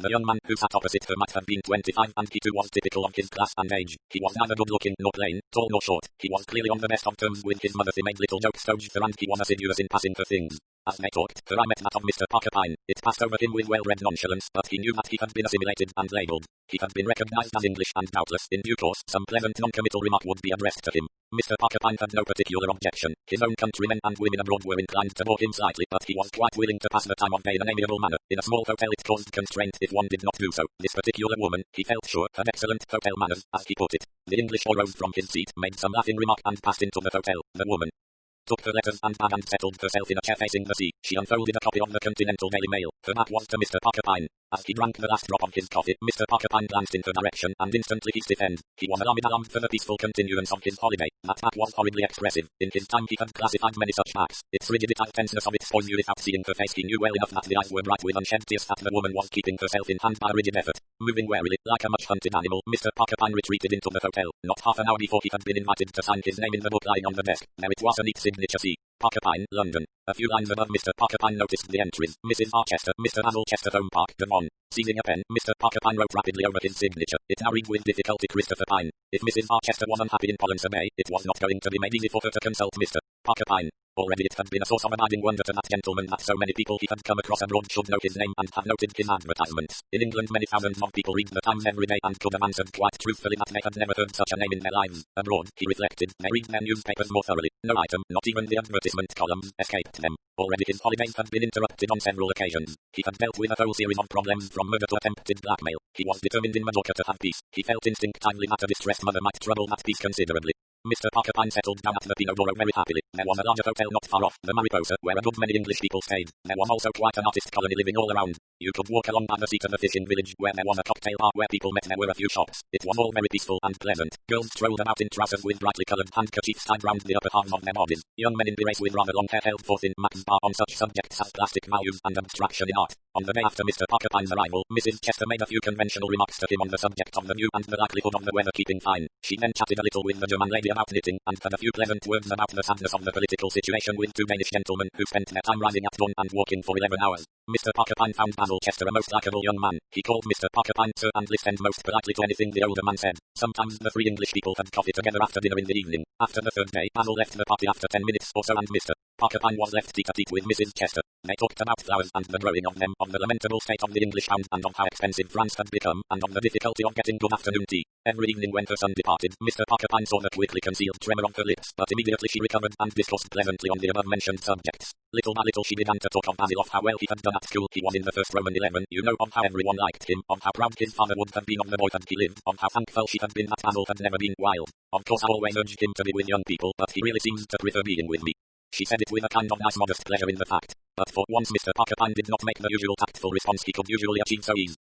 Wiley, he said instead. Oh, well, there seem to be plenty of young people here, not in the hotel, but round about. At that, he noticed, Mrs. Chester stiffened. She said, of course there were a lot of artists. Perhaps she was very old-fashioned, and real art, of course, was different, but a lot of young people just made that sort of thing an excuse for lounging about and doing nothing, and the girls drank a lot too much. On the following day Basil said to Mr. Porcupine, I'm awfully glad you turned up here, especially for my mother's sake. She likes having you to talk to in the evenings. What did you do when you were first here? As a matter of fact, we used to play piquet. I see. Of course one gets rather tired of piquet. As a matter of fact, I've got some friends very frightfully cheery crowd. I don't really think my mother approves of them. He laughed as though he felt this ought to be amusing. The mater's very old-fashioned. Even girls in trousers shocked her. Quite so, said Mr. Porcupine. What I tell her I so's got to move with the times. The girls at home round us are frightfully dull. I see, said Mr. Porcupine. All this interested him well enough. He was a spectator of a miniature drama, but he was not called upon to take part in it. And then the worst from Mr. Porcupine's point of view happened. A gushing lady of his acquaintance came to stay at the Mariposa. They met in the tea shop in the presence of Mrs. Chester. The newcomer screamed. Oh, if it isn't Mr. Porcupine, one and only Mr. Porcupine, and Adela Chester. Do you know each other? Oh, you do. You're staying at the same hotel. He's the one and only original wizard, Adelaide Ma. Well of the century, all your troubles smoothed out while you wait. Didn't you know? You must have heard about him. Haven't you read his advertisements? Are you in trouble? Consult Mr. Porcupine. There's just nothing he can't do. Husbands and wives flying at each other's throats, and he brings them to you. If you've lost interest in life, he gives you the most thrilling adventures. And I say the man's just a wizard. It went on a good deal longer, Mr. Porcupine at intervals making modest disclaimers. He disliked the look that Mrs. Chester turned upon him. He disliked even more seeing her return along the beach in close confabulation with the garrulous singer of his praises. The climax came quicker than he expected. That evening, after coffee, Mrs. Chester said abruptly, Will you come into the little salon, Mr. Pine? There is something I want to say to you. He could but go and submit. Mrs. Chester's self-control had been wearing thin as the door of the little salon closed behind them. It snapped. She sat down and burst into tears. My boy, Mr. Porcupine, you must save him. We must save him. It's breaking my heart. My dear lady, as a mere outsider, Nina Wycherley says you can do anything. She said I was to have the utmost confidence in you. She advised me to tell you everything and that you'd put the whole thing right. Inwardly Mr. Porcupine cursed the obtrusive Mrs. Wycherley. Resigning himself he said, Well, let us thrash the matter out. A girl, I suppose. Did he tell you about her? Only indirectly. Words poured in a vehement stream from Mrs. Chester. The girl was dreadful. She drank. She swore she wore no clothes to speak of. Her sister lived out here, was married to an artist, a Dutchman. The whole set was most undesirable. Half of them were living together without being married. Basil was completely changed. He had always been so quiet, so interested in serious subjects. He had thought at one time of taking up archaeology. Well, said Mr. Porcupine, nature will have her revenge. What do you mean? It isn't healthy for a young man to be interested in serious subjects. He ought to be making an idiot of himself over one girl after another. Please be serious, Mr. Pine. I'm perfectly serious. Is the young lady, by any chance, the one who had tea with you yesterday? He had noticed her grey flannel trousers and scarlet handkerchief tied loosely around her breast and vermilion mouth, and the fact that she had chosen a cocktail in preference to tea. You saw her. Terrible. Not the kind of girl Basil has ever admired. You haven't given him much chance to admire a girl, have you? He's been too fond of your company. Bad. However, I dare say he'll get over this if you don't precipitate matters. You don't understand. He wants to marry this girl Betty Brent. They're engaged. It's gone as far as that. Yes, Mr. Porcupine, you must do something. You must get my boy out of this disastrous marriage. His whole life will be ruined. Nobody's life can be ruined except by themselves. Basil's will be, said Mrs. Chester positively. I'm not worrying about Basil. You're not worrying about the girl? No, I'm worrying about you. You've been squandering your birthright.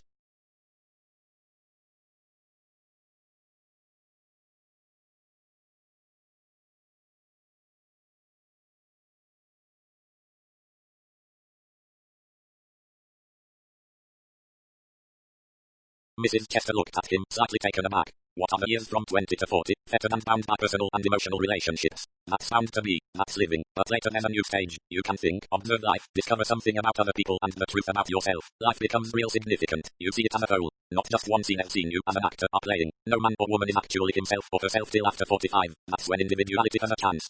Mrs. Chester said, I've been wrapped up in Basil. He's been everything to me. Well, he shouldn't have been. That's what you're paying for now. Love him as much as you like, but you're a Bella Chester. Remember, a person, not just Basil's mother. It will break my heart if Basil's life is ruined, said Basil's mother. He looked at the delicate lines on her face, the wistful droop on her mouth. She was, somehow, a lovable woman. He did not want her to be hurt. He said, I'll see what I can do. He found Basil Chester only too ready to talk, eager to urge his point of view. This business is being just hellish. Mother's hopeless, prejudiced, narrow-minded. If only she'd let herself, she'd see how fine Betty is. And Betty? He sighed. Betty's being damned difficult. If she'd just conform a bit, I mean leave off the lipstick for a day, it might make all the difference. She seems to go out of her way to be well-modern when Mother's about. Mr. Porcupine smiled. Betty and Mother are two of the dearest people in the world. I should have thought they would have taken to each other like hotcakes. You have a lot to learn, young man, said Mr. Porcupine. I wish you'd come along and see Betty and have a good talk about it all.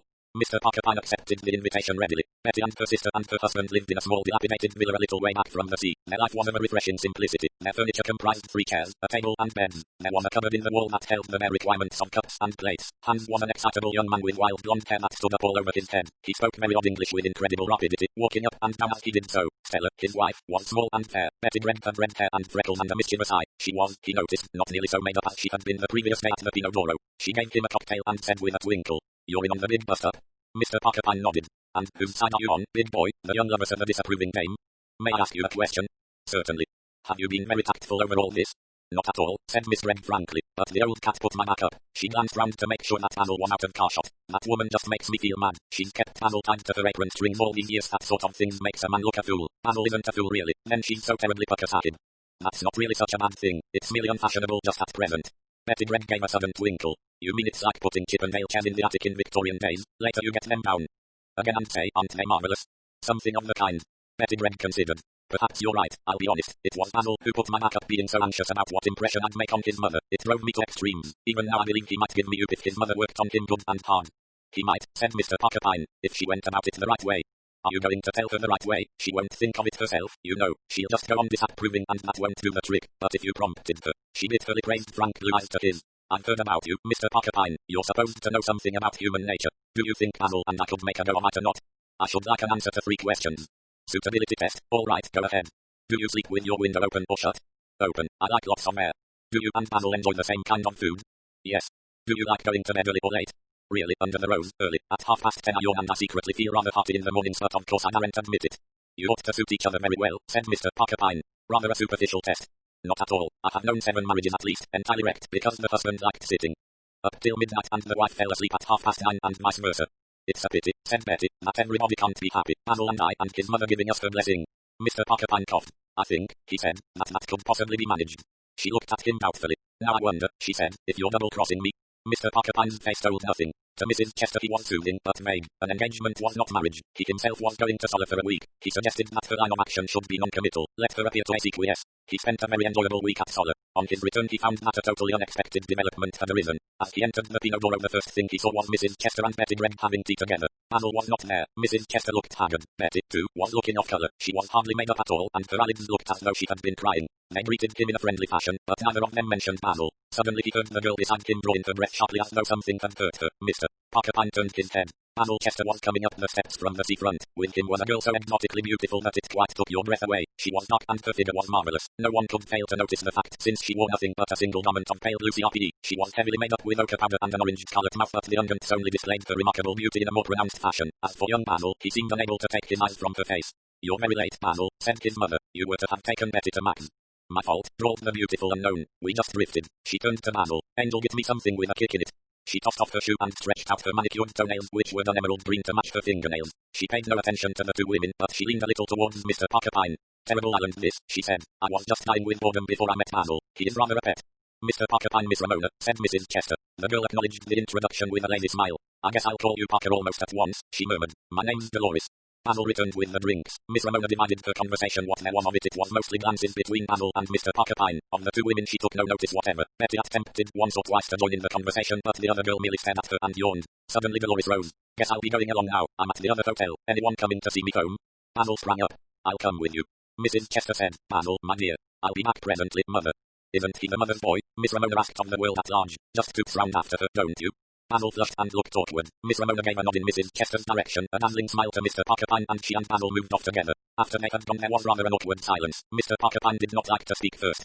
Betty Dread was twisting her fingers and looking out to sea. Mrs. Chester looked flushed and angry. Betty said, well, what do you think of our new acquisition in Pollensa Bay? Her voice was not quite steady. Mr. Porcupine said cautiously, a little exotic. Exotic. Betty gave a short bitter laugh. Mrs. Chester said, she's terrible. Basil must be quite mad. Betty said sharply, Basil's all right. Her toenails, said Mrs. Chester with a shiver of nausea. Betty rose suddenly. I think, Mrs. Chester, I'll go home and not stay to dinner after all. Oh, my dear Basil will be so disappointed. Will he? Asked Betty with a short laugh. Anyway, I think I will. I've got rather a headache. She smiled at them both and went off. Mrs. Chester turned to Mr. Porcupine. I wish we had never come to this place never. Mr. Porcupine shook his head sadly. You shouldn't have gone away, said Mrs. Chester. If you'd been here this wouldn't have happened. Mr. Porcupine was stunned to respond. My dear lady, I can assure you that when it comes to a question of a beautiful young woman, I should have no influence over your son whatever. He seems to be of a very susceptible nature. He never used to be, said Mrs. Chester tearfully. Well, said Mr. Porcupine with an attempt at cheerfulness, this new attraction seems to have broken the back of his infatuation for Miss Gregg. That must be some satisfaction to you. I don't know what you mean, said Mrs. Chester. Betty is a dear child and devoted to Basil. She is behaving extremely well over this. I think my boy must be mad. Mr. Porcupine received this startling change of face without wincing. He had met inconsistency in women before. He said mildly, not exactly mad, just bewitched. The creature's a dago. She's impossible. But extremely good looking. Mrs. Chester snorted. Basil ran up the steps from the seafront. Hello, mater, here I am. Where's Betty? Betty's gone home with a headache. I don't wonder. Sulking, you mean? I consider, Basil, that you are being extremely unkind to Betty. For God's sake, mother, don't jaw. If Betty is going to make this fuss every time I speak to another girl, a nice sort of life we'll lead together. You are engaged. Oh, we're engaged all right. That doesn't mean that we're not going to have any friends of our own. Nowadays people have to lead their own lives and try to cut out jealousy. He paused. Look here, if Betty isn't going to dine with us I think I'll go back to the Mariposa. They did ask me to dine. Oh, Basil. The boy gave her an exasperated look, then ran off down the steps. Mrs. Chester looked eloquently at Mr. Porcupine. You see, she said. He saw. Matters came to a head a couple of days later. Betty and Basil were to have gone for a long walk, taking a picnic lunch with them. Betty arrived at the Pinodoro to find that Basil had forgotten the plan and gone over to Formentor for the day with Dolores Ramona's party. Beyond a tightening of the lips the girl made no sign. Presently, however, she got up and stood in front of Mrs. Chester. The two women were alone on the terrace. It's quite all right, she said. It doesn't matter, but I think all the time is that we'd better call the whole thing off. She slipped from her finger the signet ring that Basil had given her. Would buy the real engagement ring later. Will you give him back this, Mrs. Chester, and tell him it's all right not to worry? Betty dear, don't. He does love you really. It looks like it, doesn't it? Said the girl with a short laugh. No, I've got some pride. Tell him everything's all right and that Roman to wish him luck. When Basil returned at sunset he was greeted by a storm. He flushed a little at the sight of his ring. So that's how she feels, is it? Well, I guess it's the best thing. Basil. Well, frankly, mother, we don't seem to have been hitting it off lately. Whose fault was that? I don't see that it was mine particularly. Jealous is beastly and I really don't see why you should get all worked up about it. You begged me yourself not to marry Betty. That was before I knew her. Basil, my dear, you're not thinking of marrying this other creature. Basil Chester said soberly. I'd marry her like a shot if she'd have me, but I'm afraid she won't. Cold chills went down Mrs. Chester's spine. She sought and found Mr. Porcupine, placidly reading a book in a sheltered corner. You must do something. You must do something. My boy's life will be ruined. Mr. Porcupine was getting a little tired of Basil Chester's life being ruined. What can I do? Go and see this terrible creature. If necessary, buy her off. That may come very expensive. I don't care. It seems a pity. Still there are, possibly, other ways. She looked a question. He shook his head. I'll make no promises, but I'll see what I can do. I have handled that kind before. By the way, not a word to Basil, that would be fatal. Of course not. Mr. Porcupine returned from the Mariposa at midnight. Mrs. Chester was sitting up for him. Well, she demanded breathlessly. His eyes twinkled. The Señorita Dolores Ramona will leave Pollensa tomorrow morning and the island tomorrow night. Oh, Mr. Porcupine, how did you manage it? It won't cost a cent, said Mr. Porcupine. Again his eyes twinkled. I rather fancied I might have a hold over her and I was right. You are wonderful. Nina Wycherley was quite right. You must let me know your fees. Mr. Porcupine held up a well-manicured hand. Not a penny. It has been a pleasure. I hope all will go well. Of course the boy will be very upset at first when he finds she's disappeared and left no address. Just go easy with him for a week or two. If only Betty will forgive him. She'll forgive him all right. They're a nice couple. By the way, I'm leaving tomorrow too. Oh, Mr. Porcupine, we shall miss you. Perhaps it's just as well I should go before that boy of yours gets infatuated with yet a third girl. Mr. Porcupine leaned over the rail of the steamer and looked at the lights on Palmer. Beside him stood Dolores Ramona. He was saying appreciatively, "A very nice piece of work, Madeline. I'm glad I wanted you to come out. It's odd when you're such a quiet, stay-at-home girl really." Madeline DeSara, alias Dolores Ramona, alias Maggie Sayers, said grimly, "I'm glad you're pleased, Mr. Porcupine. It's been a nice little change. I think I'll go below now and get to bed before the boat starts. I'm such a bad sailor." A few minutes later a hand fell on Mr. Porcupine's shoulder. He turned to see Basil Chester. "Had to come and see you off, Mr. Porcupine, and give you Betty's love and her and my best thanks. It was a grand stunt of yours. Betty and Mother are as thick as thieves. Seemed ashamed to deceive the old darling, but she was being difficult. Anyway, it's all right now. I must just be careful to keep up the annoyance stuff a couple of days longer. We're no end grateful to you, Betty and I." "I wish you every happiness," said Mr. Porcupine. "Thanks." There was a pause, then Basil said with somewhat overdone carelessness, "Is Miss DeSara anywhere about? I'd like to thank her, too."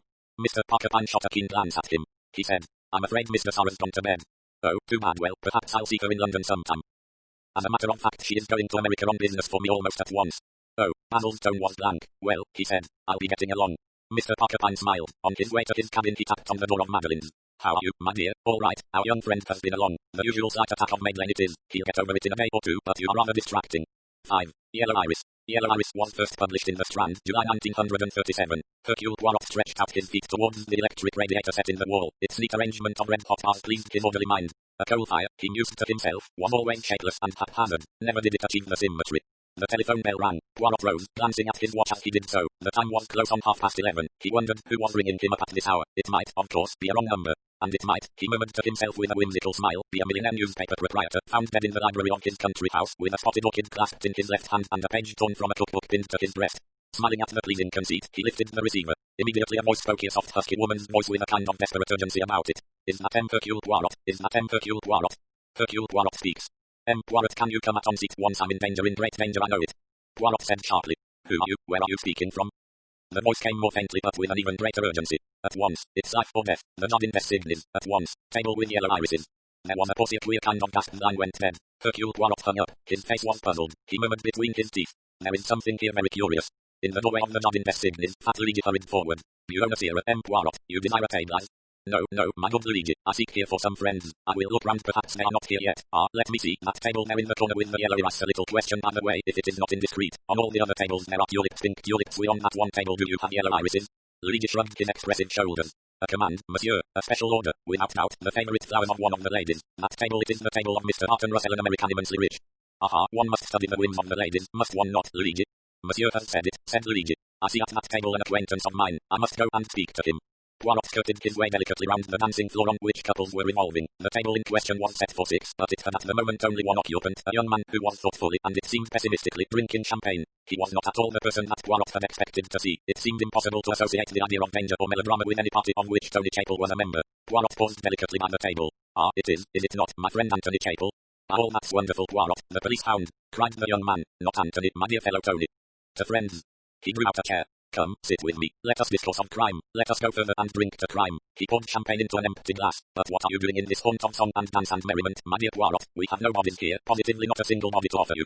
Poirot sipped the champagne. "You seem very gay, mon cher." "Gay? I'm steeped in misery, wallowing in gloom. Tell me, you hear this tune they are playing, you recognize it?" Poirot hazarded cautiously. "Something perhaps to do with your baby having left you?" "Not a bad guess," said the young man, "but wrong for once. There's nothing like love for making you miserable. That's what it's called." "Aha. My favourite tune," said Tony Chapel mournfully, "and my favourite restaurant, and my favourite band, and my favourite girl's here, and she's dancing it with somebody else. Hence the melancholy," said Poirot. "Exactly. Pauline and I, you see, have had what the vulgar call words. That is to say, she's had 95 words to 5 of mine out of every 100. My 5 are, but darling, I can explain." Then she starts in on her 95 again, and we get no further. "I think," added Tony sadly, "that I shall poison myself." "Pauline," murmured Poirot. "Pauline Weatherby, Barton Russell's young sister-in-law, young, lovely, disgustingly rich. Tonight Barton Russell gives a party. You know him, big business, clean-shaven American full of pep and personality. His wife was Pauline's sister. And who else is there at this party? You'll meet them in a minute when the music stops. There's Lola Maldini, you know, the South American dancer in the new show at the Metropole, and there's Stephen Carter. Do you know Carter's in the diplomatic service? Very hush-hush, known as Silent Stephen, sort of man who says, I'm not at liberty to state, etc., etc. Hello, here they come." Poirot rose. He was introduced to Barton Russell, to Stephen Carter, to Seora Lola Maldes, a dark and luscious creature, and to Pauline Weatherby, very young, very fair, with eyes like cornflowers. Barton Russell said, "What, is this the great Hercule Poirot? I'm indeed pleased to meet you, sir. Won't you sit down and join us? That is, unless—" Tony Chapel broke in. "He's got an appointment with a body, I believe, or is it an absconding financier or the Raja of Oriobulaga's great ruby? My friend, do you think I'm never off duty? Can I not, for once, seek only to amuse myself?" Perhaps you've got an appointment with Carter here. The latest from the UN international situation now acute. The stolen plans must be found or war will be declared tomorrow. Pauline Weatherby said cuttingly. Must you be so completely idiotic, Tony? Sorry, Pauline. Tony Chapel relapsed into crestfallen silence. How severe you are, mademoiselle. I hate people who play the fool all the time. I must be careful, I see. I must converse only on serious matters.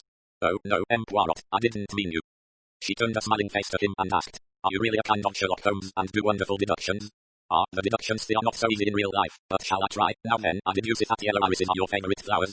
Quite wrong, Poirot, lilies of the valley or roses. Poirot sighed. A failure. I will try once more. This evening, not very long ago, you telephoned to someone. Pauline laughed and clapped her hands. Quite right. It was not long after you arrived here. Right again. I telephoned the minute I got inside the doors. Ah, that is not so good. You telephoned before you came to this table. Yes. Decidedly very bad. Oh, no, I think it was very clever of you. How did you know I had telephoned? That, mademoiselle, is the great detective's secret, and the person to whom you telephoned does the name begin with a or perhaps with an H. Pauline laughed. Quite wrong. I telephoned to my maid to post some frightfully important letters that I'd never sent off. Her name's Louise. I'm confused, quite confused. The music began again. What about it, Pauline? Asked Tony. I don't think I want to dance again so soon, Tony.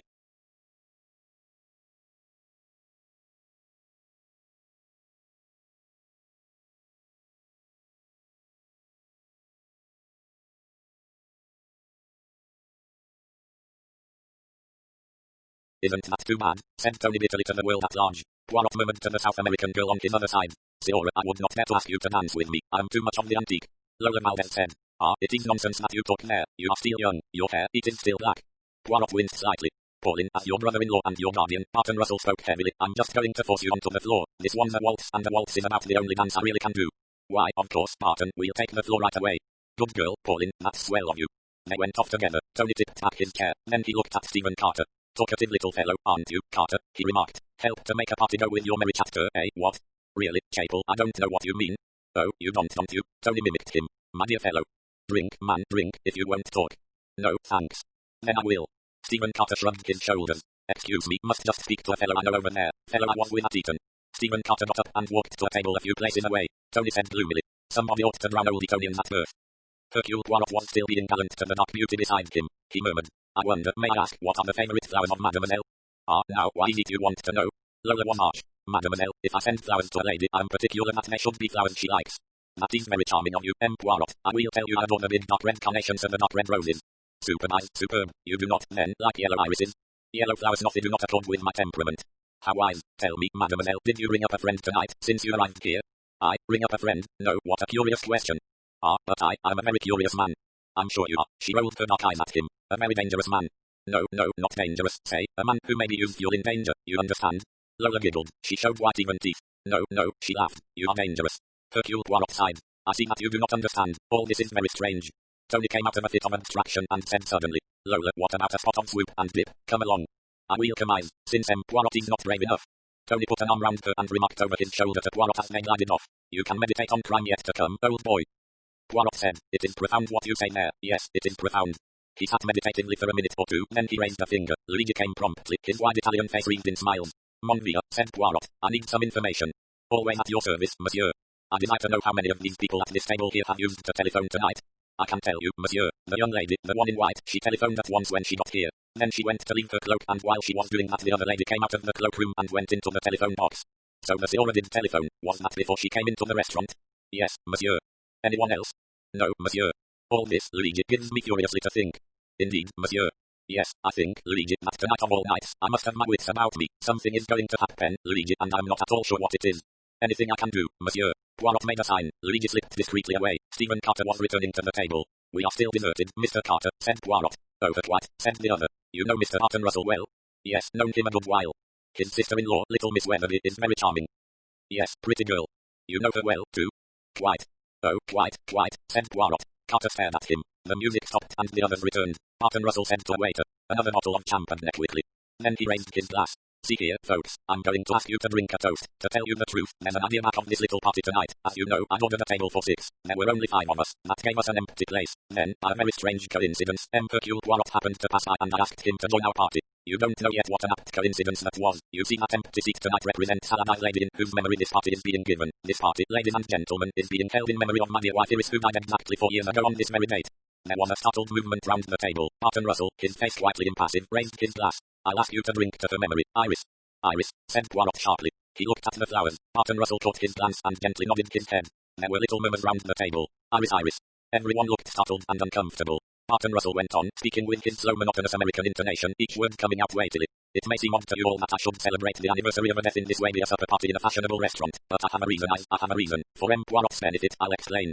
He turned his head towards Poirot. 4 years ago tonight, M. Poirot, there was a supper party held in New York. At it were my wife and myself, Mr. Stephen Carter, who was attached to the embassy in Washington, Mr. Anthony Capel, who had been a guest in our house for some weeks, and Zora Valdez, who was at that time enchanting New York City with her dancing. Little Pauline here, he patted her shoulder, was only 16, but she came to the supper party as a special treat. You remember, Pauline? I remember. Her voice shook a little. M. Poirot, on that night a tragedy happened. There was a roll of drums and the cabaret started. The lights went down all but a spotlight in the middle of the floor. When the lights went up again, M. Poirot, my wife was seen to have fallen forward on the table. She was dead stone dead. There was potassium cyanide found in the dregs of her wine glass, and the remains of the packet was discovered in her handbag. She had committed suicide, said Poirot. That was the accepted verdict. It broke me up, M. Poirot. There was, perhaps, a possible reason for such an action. The police thought so. I accepted their decision. He pounded suddenly on the table. But I was not satisfied. No, for 4 years I've been thinking and brooding and I'm not satisfied. I don't believe Iris killed herself. I believe, M. Poirot, that she was murdered by one of those people at the table. Look here, sir. Tony Capel half sprung to his feet. Be quiet, Tony, said Russell. I haven't finished. One of them did it, I'm sure of that now. Someone who, under cover of the darkness, slipped the half-emptied packet of cyanide into her handbag. I think I know which of them it was. I mean to know the truth. Lola's voice rose sharply. You are mad, crazy, who would have harmed her? No, you are mad. Me, I will not stay. She broke off. There was a roll of drums. Barton Russell said. The cabaret. Afterwards we will go on with this. Stay where you are, all of you. I've got to go and speak to the dance band. Little arrangement I've made with them. He got up and left the table. Extraordinary business, commented Carter. Man's mad. He's crazy, yes, said Lola. The lights were lowered. For 2 pins I'd clear out, said Tony. No. Pauline spoke sharply. Then she murmured, oh dear. What is it, mademoiselle? Murmured Poirot. She answered almost in a whisper. It's horrible. It's just like it was that night. S.H., said several people. Poirot lowered his voice. A little word in your ear, he whispered, then patted her shoulder. All will be well, he assured her. My God, listen, cried Lola. What is it, Zora? It's the same tune and same song that they played that night in New York. Barton Russell must have fixed it. I don't like this. Courage. There was a fresh hush. A girl walked out into the middle of the floor, a coal black girl with rolling eyeballs and white glistening teeth. She began to sing in a deep hoarse voice, a voice that was curiously moving. I've forgotten you, I never think of you, the way you walked, the way you talked, the things you used to say. I've forgotten you, I never think of you, I couldn't say. For sure today, whether your eyes were blue or grey, I've forgotten you, I never think of you. I'm through thinking of you. I tell you I'm through thinking of you. You. The sobbing tune, the deep golden Negro voice had a powerful effect. It hypnotized, cast a spell, even. The waiters felt it. The whole room stared at her, hypnotized by the thick, cloying emotion she distilled. A waiter passed softly round the table, filling up glasses, murmuring champagne in an undertone, but all attention was on the one glowing spot of light and black woman whose ancestors came from Africa, singing in her deep voice. I've forgotten you. I never think of you. Oh, what a lie. I shall think of you till I die. The applause broke out frenziedly. The lights went up. Barton Russell came back and slipped into his seat. She's great, that girl, cried Tony. But his words were cut short by a low cry from Lola. Look. And then they all saw. Pauline Weatherby dropped forward onto the table. Lola cried. She's dead just like Iris in New York. Poirot sprang from his seat, signing to the others to keep back. He bent over the huddled form, very gently lifted a limp hand and felt for a pulse. His face was white and stern. The others watched him. They were paralyzed, held in a trance. Slowly, Poirot nodded his head. Yes, she is dead, le pauvre petite, and I sitting by her. Ah, but this time the murderer shall not escape. Barton Russell, his face grey, muttered. Just like Iris, she saw something, Pauline saw something that night, only she wasn't sure, she told me. She wasn't sure. We must get the police. Oh God, little Pauline. Poirot said. Where is the glass? He raised it to his nose. Yes, I can smell the cyanide, a smell of bitter almonds. The same method, the same poison. He picked up her handbag. Let us look in her handbag. Barton Russell cried out. You don't believe this is suicide, too? Not on your life. Wait, Poirot commanded. No, there is nothing here. The lights went up, you see, too quickly. The murderer had not time. Therefore, the poison is still on him. Or her, said Carter. He was looking at Lola Valdez. She spat out. What do you mean, what do you say? That I killed here? It is not true, Why should I do such a thing? You had rather a fancy for Barton Russell yourself in New York. That's the gossip I heard. Argentine beauties are notoriously jealous. That is a pack of lies, and I do not come from the Argentine. I come from Peru. I spit upon you. She lapsed into Spanish. I demand silence, cried Poirot. It is for me to speak. Barton Russell said heavily. Everyone must be searched. Poirot said calmly. None, it is not necessary. What do you mean, not necessary? Hercule Poirot, no. I see with the eyes of the mind, and I will speak. M. Carter, will you show us the packet in your breast pocket? There's nothing in my pocket. What the hell? Tony, my good friend, if you will be so obliging. Carter cried out. Damn you. Tony flipped the packet neatly out before Carter could defend himself. There you are, M. Poirot, just as you said. It's a damned lie, cried Carter. Poirot picked up the packet, read the label. Cyanide potassium. The case is complete. Barton Russell's voice came thickly. Carter, I always thought so. Iris was in love with you. She wanted to go away with you. You didn't want a scandal for the sake of your precious career, so you poisoned her. You'll hang for this, you dirty dog. Silence. Poirot's voice rang out, firm and authoritative. This is not finished yet. I, Hercule Poirot, have something to say. My friend here, Tony Chapel, he says to me when I arrive, that I have come in search of crime. That, it is partly true. There was crime in my mind, but it was to prevent a crime that I came. And I have prevented it. The murderer, he planned well, but Hercule Poirot, he was one move ahead. He had to think fast, and to whisper quickly in Mademoiselle's ear when the lights went down. She is very quick and clever, Mademoiselle Pauline. She played her part well. Mademoiselle, will you be so kind as to show us that you are not dead after all? Pauline sat up. She gave an unsteady laugh. Resurrection of Pauline, she said. Pauline, darling. Tony. My sweet angel. Barton Russell gasped. Roman, you don't understand. I will help you to understand, Mr. Barton Russell. Your plan has miscarried. My plan? Yes, your plan. Who was the only man who had an alibi during the darkness? The man who left the tableau, Mr. Barton Russell. But you returned to it under cover of the darkness, circling round it with a champagne bottle, filling up glasses, putting cyanide in Pauline's glass and dropping the half-empty packet in Carter's pocket as you bent over him to remove a glass. Oh, yes, it is easy to play the part of a waiter in darkness when the attention of everyone is elsewhere. That was the real reason for your party tonight. The safest place to commit a murder is in the middle of a crowd. What you in the hell should I want to kill Pauline? It might be, perhaps, a question of money. Your wife left you guardian to her sister. You mentioned that fact tonight. Pauline is 20. At 21 or on her marriage you would have to render an account of your stewardship. I suggest that you could not do that. You have speculated with it. I do not know, Mr. Barton Russell, whether you killed your wife in the same way or whether her suicide suggested the idea of this crime to you, but I do know that tonight you have been guilty of attempted murder. It rests with Miss Pauline whether you are prosecuted for that. No, said Pauline. He can get out of my sight and out of this country. I don't want a scandal. You had better go quickly, Mr. Barton Russell, and I advise you to be careful in future. Barton Russell got up, his face working. To hell with you, you interfering little Belgian jackanapes. He strode out angrily. Pauline sighed. Poirot, you've been wonderful. You, Mademoiselle, you have been the marvelous one. To pour away the champagne, to act the dead body so prettily. She shivered. You give me the creeps. He said gently. It was you who telephoned me, was it not? Yes. Why? I don't know. I was worried and frightened without knowing quite why I was frightened. Barton told me he was having this party to commemorate Harry's death. I realized he had some scheme on, but he wouldn't tell me what it was. He looked so queer and so excited that I felt something terrible might happen, only, of course, I never dreamed that he meant to get rid of me. And so, Mademoiselle, I'd heard people talking about you. I thought if I could only get you here perhaps it would stop anything happening. I thought that being a foreigner, if I rang up and pretended to be in danger and made it sound mysterious. You thought the melodrama, it would attract me. That is what puzzled me. The message itself, definitely it was what you call bogus, it did not ring true. But the fear in the voice, that was real. Then I came and you denied very categorically having sent me a message. I had to. Besides, I didn't want you to know it was me. But I was fairly sure of that. Not at first. But I soon realized that the only two people who could know about the yellow irises on the table were you or Mr. Barton Russell. Pauline nodded. I heard him ordering them to be put on the table, she explained. That, and him ordering a table for 6 when I knew only 5 were coming, made me suspect. She stopped, biting her lip. What did you suspect, Mademoiselle? She said slowly. I was afraid of something happening to Mr. Carter. Stephen Carter cleared his throat. Unhurriedly but quite decisively he rose from the table. My have to thank you, Mr. Poirot. I owe you a great deal. You'll excuse me, I'm sure, if I leave you. Tonight's happenings have been rather upsetting. Looking after his retreating figure, Pauline said violently. I hate him. I've always thought it was because of him that Iris killed herself, or perhaps Barton killed her. Oh, it's all so hateful. Poirot said gently. Forget, Mademoiselle, forget. Let the past go. Think only of the present. Pauline murmured, yes, you're right. Poirot turned to Lola Valdez.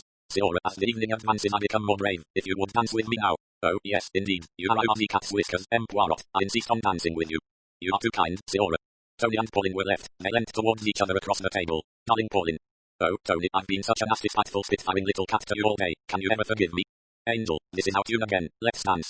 They danced off, smiling at each other and humming softly. There's nothing like love for making you miserable. There's nothing like love for making you blue, depressed, possessed, sentimental, temperamental. There's nothing like love for getting you down. There's nothing like love for driving you crazy. There's nothing like love for making you mad, abusive, elusive, suicidal, homicidal. There's nothing like love. There's nothing like love. 6. Miss Marple tells a story. I don't think I've ever told you, my dear Sue, Raymond, and you, Joan, about the rather curious little business that happened some years ago now. I don't want to seem vain in any way. Of course I know that in comparison with you young people I'm not clever at all. Raymond writes those very modern books all about rather unpleasant young men and women, and Joan paints those very remarkable pictures of square people with curious bulges on them. Very clever of you, my dear, but as Raymond always says, only quite kindly, because he is the kindest of nephews. I am hopelessly Victorian. I admire Mr. Olmert and Mr. Fred Eric Leighton, and I suppose to you they seem hopelessly beyond you. Now let me see, what was I saying? Oh, yes, that I didn't want to appear vain, but I couldn't help being just a teeny weeny bit pleased with myself, because, just by applying a little common sense, I believe I really did solve a problem that had baffled cleverer heads than mine, though really I should have thought the whole thing was obvious from the beginning. Well, I'll tell you my little story, and if you think I'm inclined to be conceited about it, you must remember that I did at least help a fellow creature who was in very grave distress.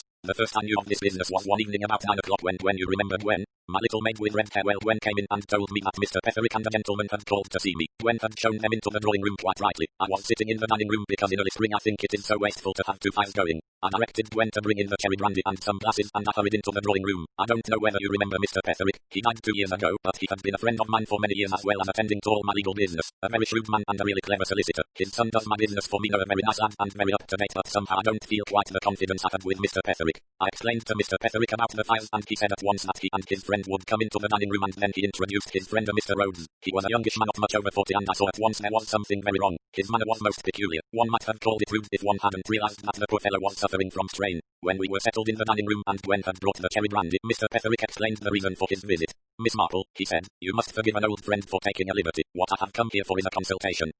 I couldn't understand at all what he meant, and he went on. In a case of illness one likes 2 points of view, that of the specialist and that of the family physician. It is the fashion to regard the former as of more value, but I'm not sure that I agree. The specialist has experience only in his own subject. The family doctor has, perhaps, less knowledge but a wider experience. I knew just what he meant, because a young niece of mine not long before had hurried her child off to a very well-known specialist in skin diseases without consulting her own doctor, whom she considered an old dodderer, and the specialist had ordered some very expensive treatment, and later found that all the child was suffering from was a rather unusual form of measles. I just mentioned this so I have a horror of digressing to show that I appreciate Mr. Petherick's point, but I still hadn't any idea what he was driving at. If Mr. Rhodes is ill, I said, and stopped because the poor man gave a most dreadful laugh. He said, I expect to die of a broken neck in a few months' time. And then it all came out. There had been a case of murder lately in Manchester, a town about 20 miles away. I'm afraid I hadn't paid much attention to it at the time, because we had been having a lot of excitement in the village about our district nurse, and outside occurrences like an earthquake in India and a murder in Manchester, although of course far more important really had given way to our own little local excitements. I'm afraid villages are like that. Still, I did remember having read about a woman having been stabbed in a hotel, though I hadn't remembered her name. But now it seems that this woman had been Mr. Rhodes's wife, and as if that wasn't bad enough, was actually under suspicion of having murdered her himself. All this Mr. Petherick explained to me very clearly, saying that, although the coroner's jury had brought in a verdict of murder by a person or persons unknown, Mr. Rhodes had reason to believe that he would probably be arrested within a day or two, and that he had come to Mr. Petherick and placed himself in his hands. Mr. Petherick went on to say that they had that afternoon consulted Sir Malcolm Old, KC, and that in the event of the case coming to trial Sir Malcolm had been briefed to defend Mr. Rhodes. Sir Malcolm was a young man, Mr. Petherick said, very up to date in his methods, and he had indicated a certain line of defence, but with that line of defence Mr. Petherick was not entirely satisfied. You see, my dear lady, he said, it is tainted with what I call the specialist's point of view. Give Sir Malcolm a case and he sees only one point, the most likely line of defence, but even the best line of defence may ignore completely what is, to my mind, the vital point. It takes no account of what actually happened. Then he went on to say some very kind and flattering things about my acumen and judgment and my knowledge of human nature, and asked permission to tell me the story of the case in the hopes that I might be able to suggest some explanation. I could see that Mr. Rhodes was highly sceptical of my being of any use, and he was annoyed at being brought here, but Mr. Petherick took no notice and proceeded to give me the facts of what occurred on the night of March 8th. Mr. and Mrs. Rhodes had been staying at the Crown Hotel in Manchester. Mrs. Rhodes, who so I gathered from Mr. Petherick's careful language was perhaps just a shade of a hypochondriac, had retired to bed immediately after dinner. She and her husband occupied adjoining rooms with a connecting door. Mr. Rhodes, who is writing a book on prehistoric flints, settled down to work in the adjoining room. At 11 o'clock he tidied up his papers and prepared to go to bed. Before doing so, he just glanced into his wife's room to make sure that there was nothing she wanted. He discovered the electric light on and his wife lying in bed, stabbed through the heart. She had been dead at least an hour, probably longer. The following were the points made. There was another door in Mrs. Rhodes's room leading into the corridor. This door was locked and bolted on the inside. The only window in the room was closed and latched. According to Mr. Rhodes, nobody had passed through the room in which he was sitting except a chambermaid maid bringing hot water bottles. The weapon found in the wound was a stiletto dagger which had been lying on Mrs. Rhodes's dressing table. She was in the habit of using it as a paper knife. There were no fingerprints on it.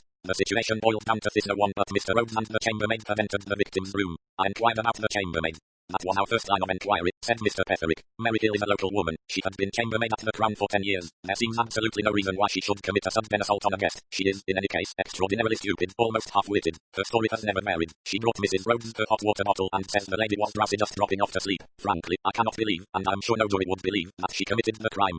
Mr. Petherick went on to mention a few additional details. At the head of the staircase in the Crown Hotel is a kind of miniature lounge where people sometimes sit and have coffee. A passage goes off to the right, and the last door in it is the door into the room occupied by Mr. Rhodes. The passage then turns sharply to the right again, and the first door round the corner is the door into Mrs. Rhodes's room. As it happened, both these doors could be seen by witnesses. The first door that into Mr. Rhodes's room, which I will call A, could be seen by 4 people, 2 commercial travellers and an elderly married couple who were having coffee. According to them, nobody went in or out of door except Mr. Rhodes and the chambermaid. As to the other door in the passage B, there was an electrician at work there, and he also swears that nobody entered or left door B except the chambermaid. It was certainly a very curious and interesting case. On the face of it, it looked as though Mr. Rhodes must have murdered his wife, but I could see that Mr. Petherick was quite convinced of his client's innocence, and Mr. Petherick was a very shrewd man. At the inquest, Mr. Rhodes had told a hesitating and rambling story about some woman who had written threatening letters to his wife. His story, I gathered, had been unconvincing in the extreme. Appeal to my Mr. Petherick, he explained himself.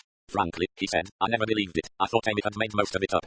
Mrs. Rhodes, I gathered, was one of those romantic liars who go through life embroidering everything that happens to them. The amount of adventures that, according to her own account, happened to her in a year was simply incredible. If she slipped on a bit of banana peel, it was a case of near escape from death. If a lampshade caught fire, she was rescued from a burning building at the hazard of her life. Her husband got into the habit of discounting her statements. Her tale as to some woman whose child she had injured in a motor accident and who had vowed vengeance on her. Well, Mr. Rhodes had simply not taken any notice of it. The incident had happened before he married his wife, and although she had read him letters couched in crazy language, he had suspected her of composing them herself. She had secretly done such a thing once or twice before. She was a woman of hysterical tendencies who craved ceaselessly for excitement. Now, all that seemed to me very natural indeed. We have a young woman in the village who does much the same thing. The danger with such people is that when anything at all extraordinary really does happen to them, nobody believes they are speaking the truth. It seemed to me that that was what had happened in this case. The police, I gathered, merely believed that Mr. Rhodes was making up this unconvincing tale in order to avert suspicion from himself. I asked if there had been any women staying by themselves in the hotel. It seemed there were two: a Mrs. Brandy, an Anglo-Indian widow, and a Miss Carruthers, rather a horsey spinster who dropped her G's. Mr. Petherick added that the most minute enquiries had failed to elicit anyone who had seen either of them near the scene of the crime, and there was nothing to connect either of them with it in any way. I asked him to describe their personal appearance. He said that Mrs. Brandy had reddish hair rather untidily done, was sallow-faced, and about 50 years of age. Her clothes were rather picturesque, being made mostly of native silk, etc. Miss Carruthers was about 40, wore pince-nez, had close-cropped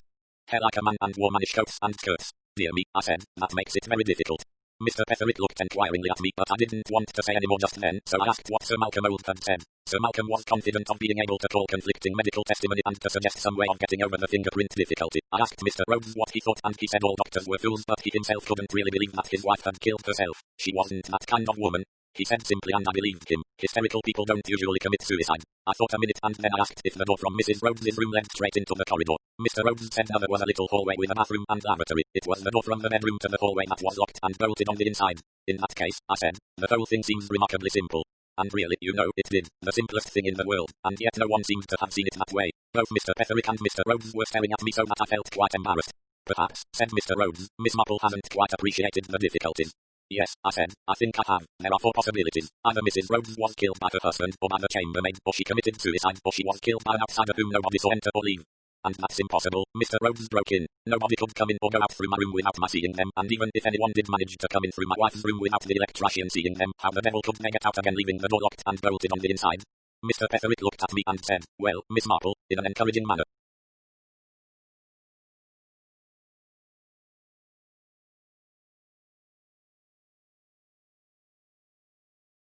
I should like, I said, to ask a question. Mr. Rhodes, what did the chambermaid look like? He said he wasn't sure she was tallish. He thought didn't remember if she was fair or dark. I turned to Mr. Petherick and asked the same question. He said she was of medium height, had fairish hair and blue eyes and rather a high colour. Mr. Rhodes said, you are a better observer than I am, Petherick.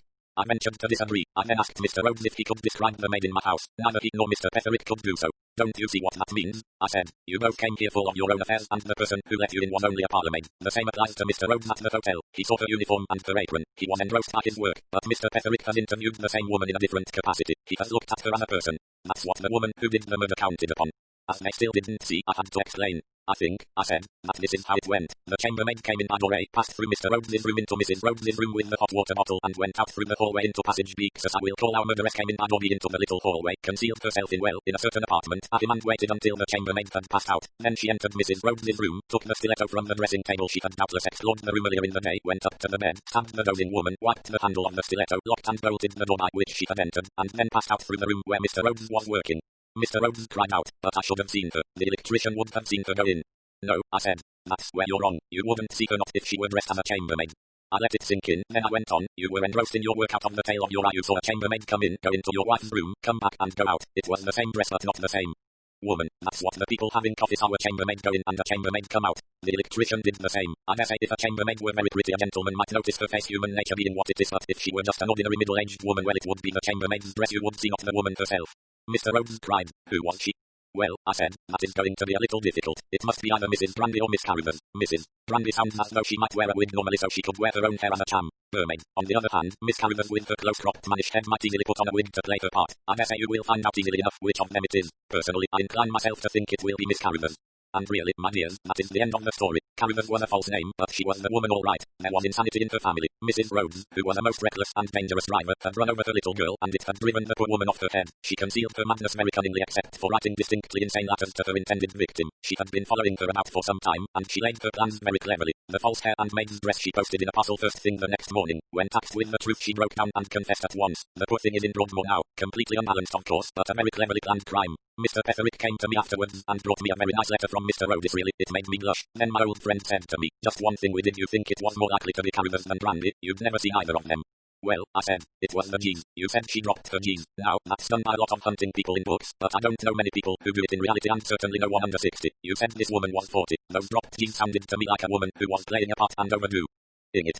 I shan't tell you what Mr. Petherick said to that, but he was very complimentary and I really couldn't help feeling just a teeny weeny bit pleased with myself. And it's extraordinary how things turn out for the best in this world. Mr. Rhodes has married again such a nice, sensible girl and they've got a dear little baby, and what do you think they asked me to be godmother? Wasn't it nice of them? Now I do hope you don't think I've been running on too long. 7. The Dream.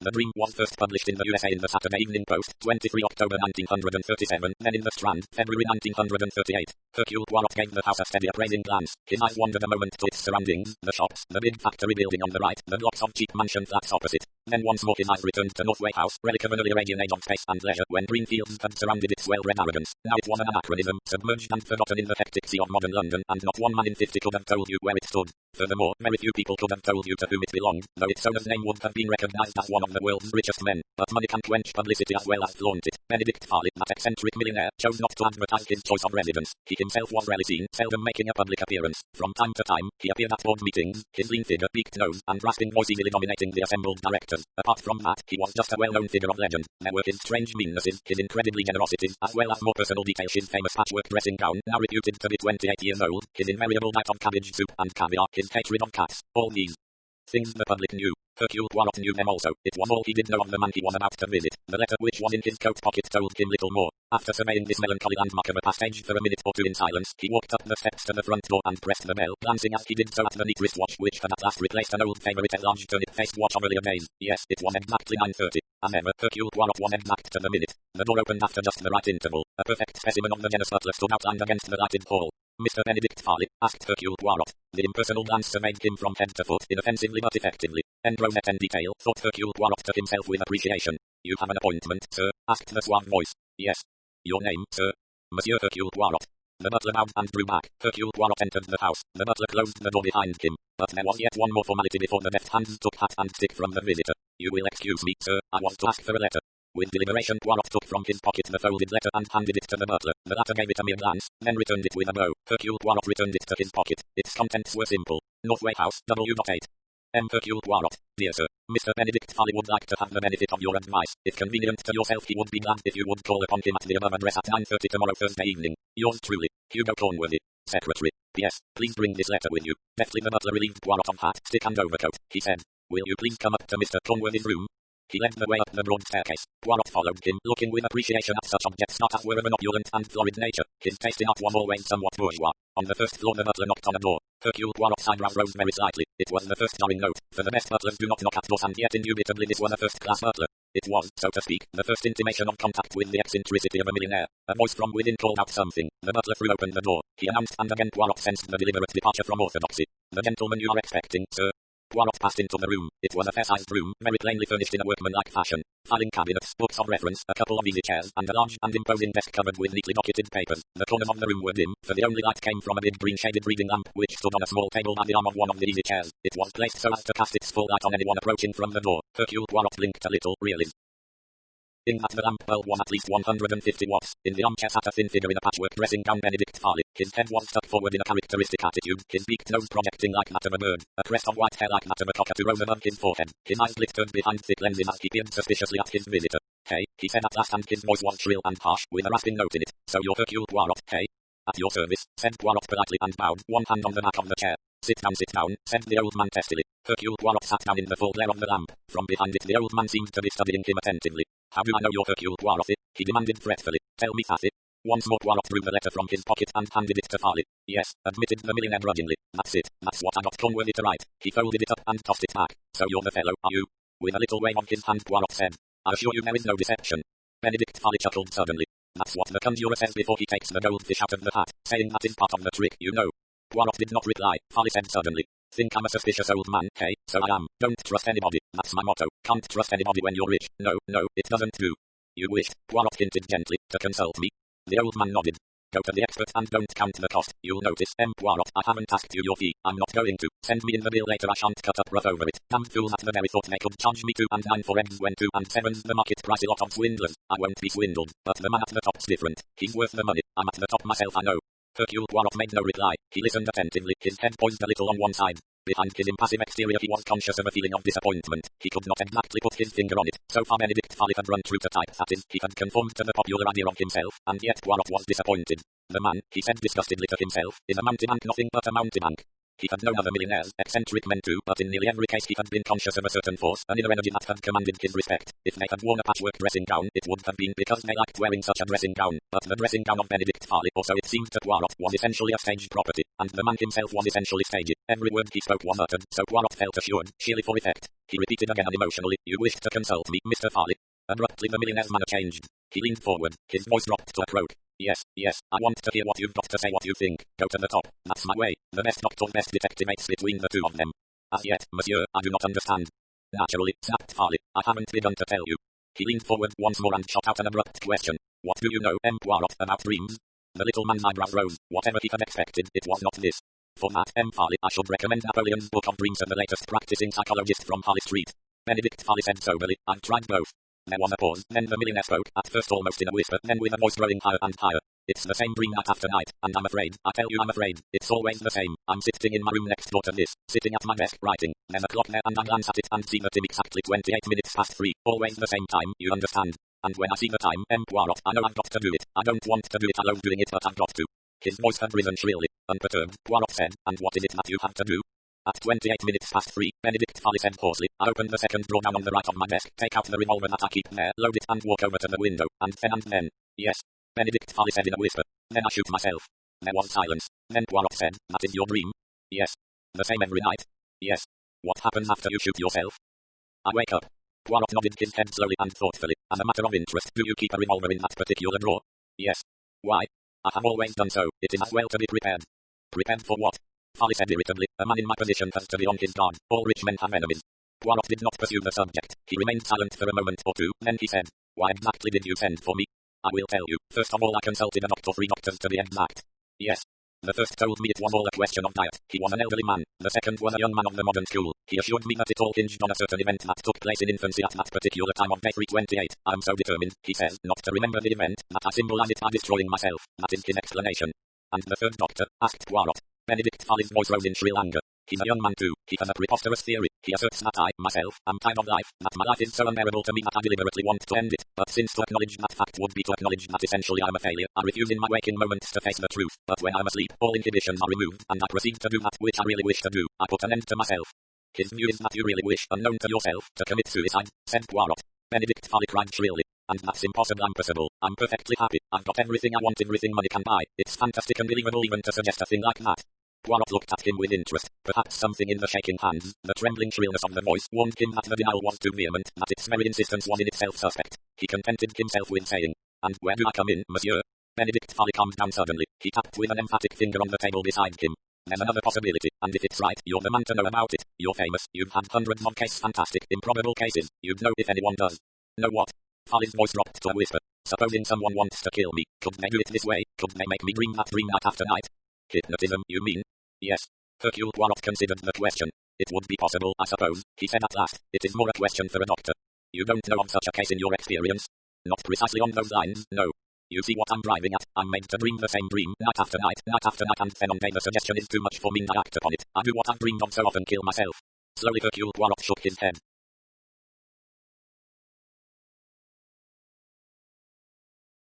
You don't think that is possible? Asked Farley.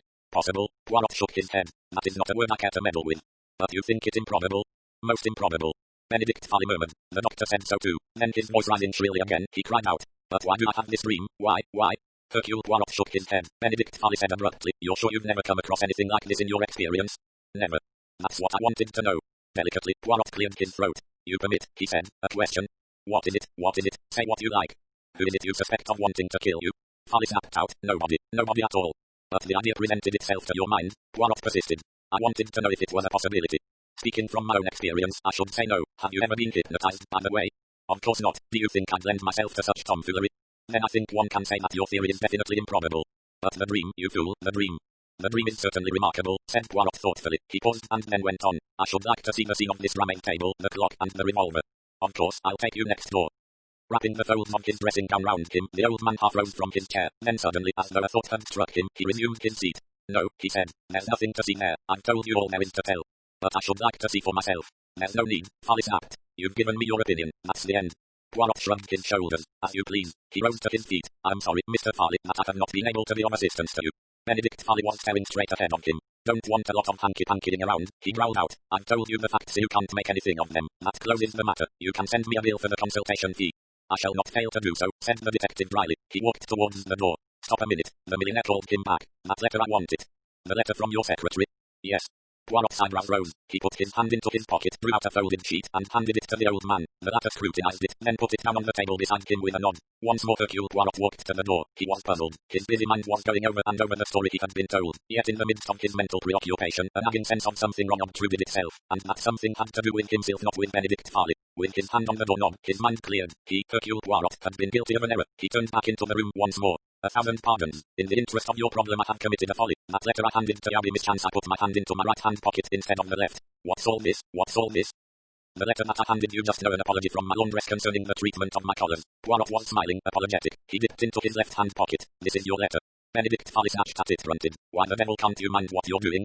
Poirot retrieved his laundress's communication, apologized gracefully once more, and left the room. He paused for a moment outside on the landing. It was a spacious one. Directly facing him was a big old oak settle with a refectory table in front of it. On the table were magazines. There were also 2 armchairs and a table with flowers. It reminded him a little of a dentist's waiting room. The butler was in the hall below waiting to let him out.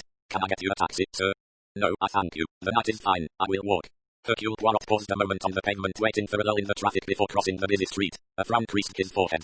No, he said to himself. I do not understand at all. Nothing makes sense. Regrettable to have to admit it, but I, Hercule Poirot, am completely baffled. That was what might be termed the first act of the drama. The second act followed a week later. It opened with a telephone call from one John Stillingfleet, MD. He said with a remarkable lack of medical decorum. Matthew Poirot, old horse, Stillingfleet here. Yes, my friend, what is it?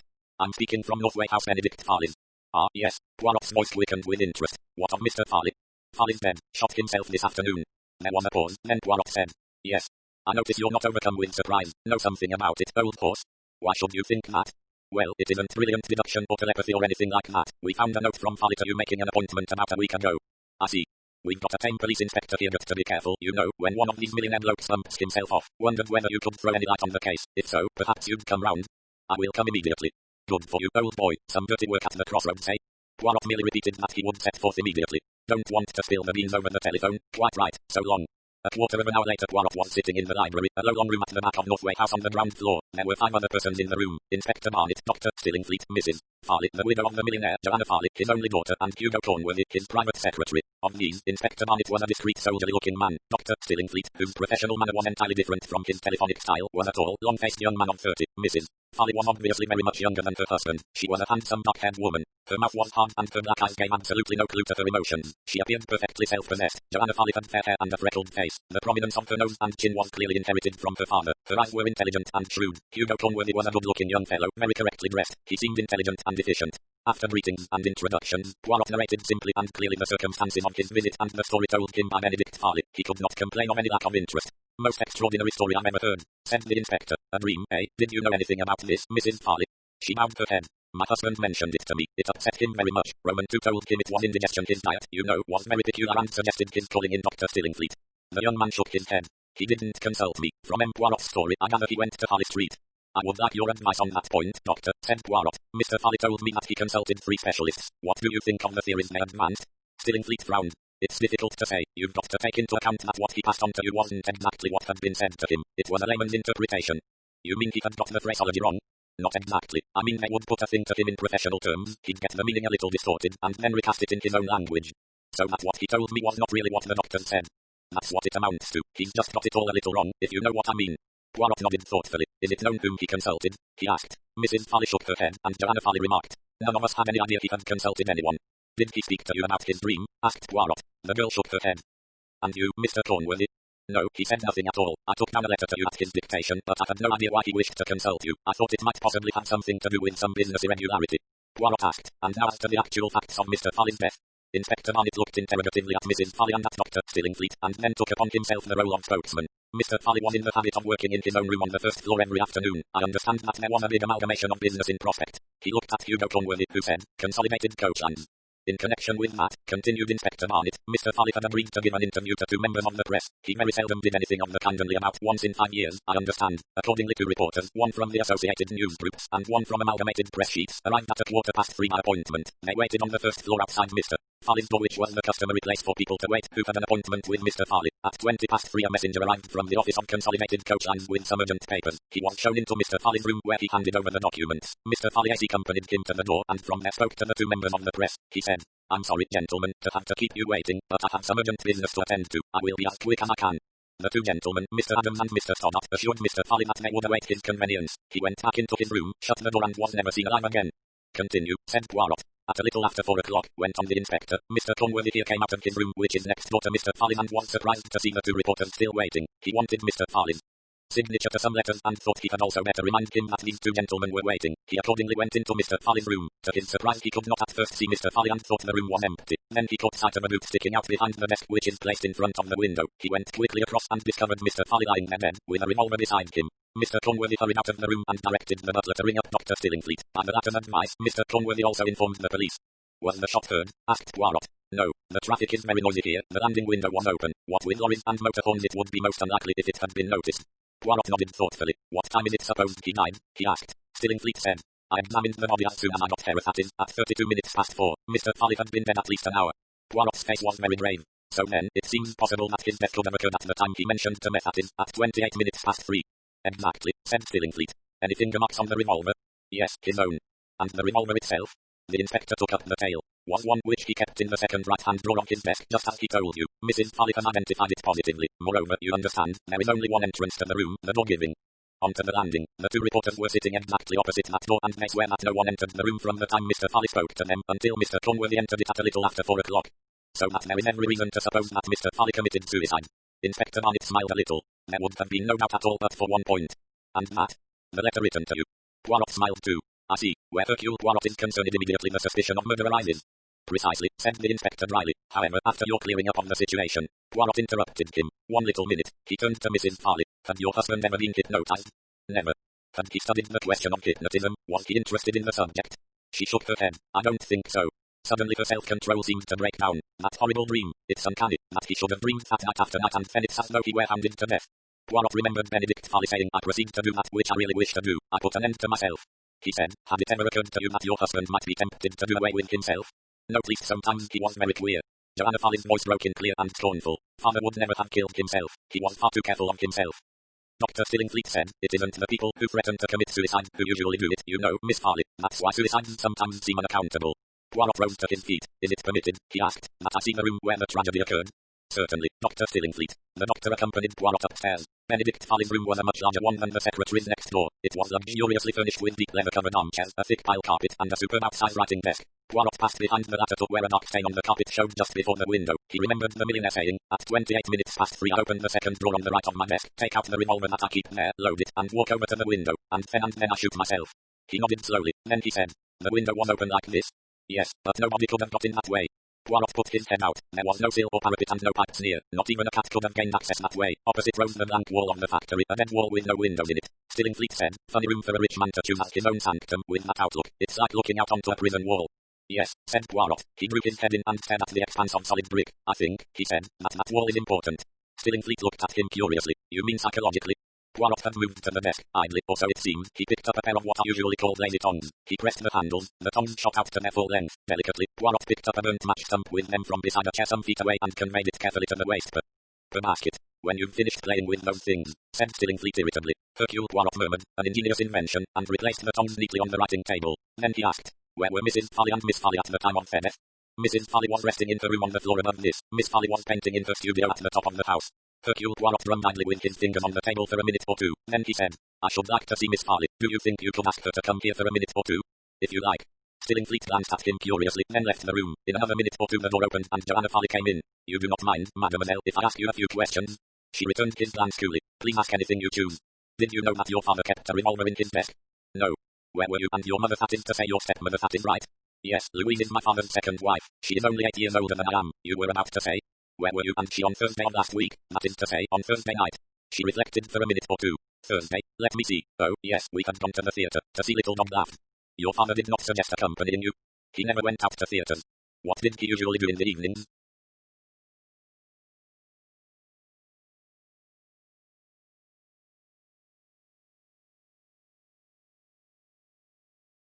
He sat in here and read. He was not a very sociable man.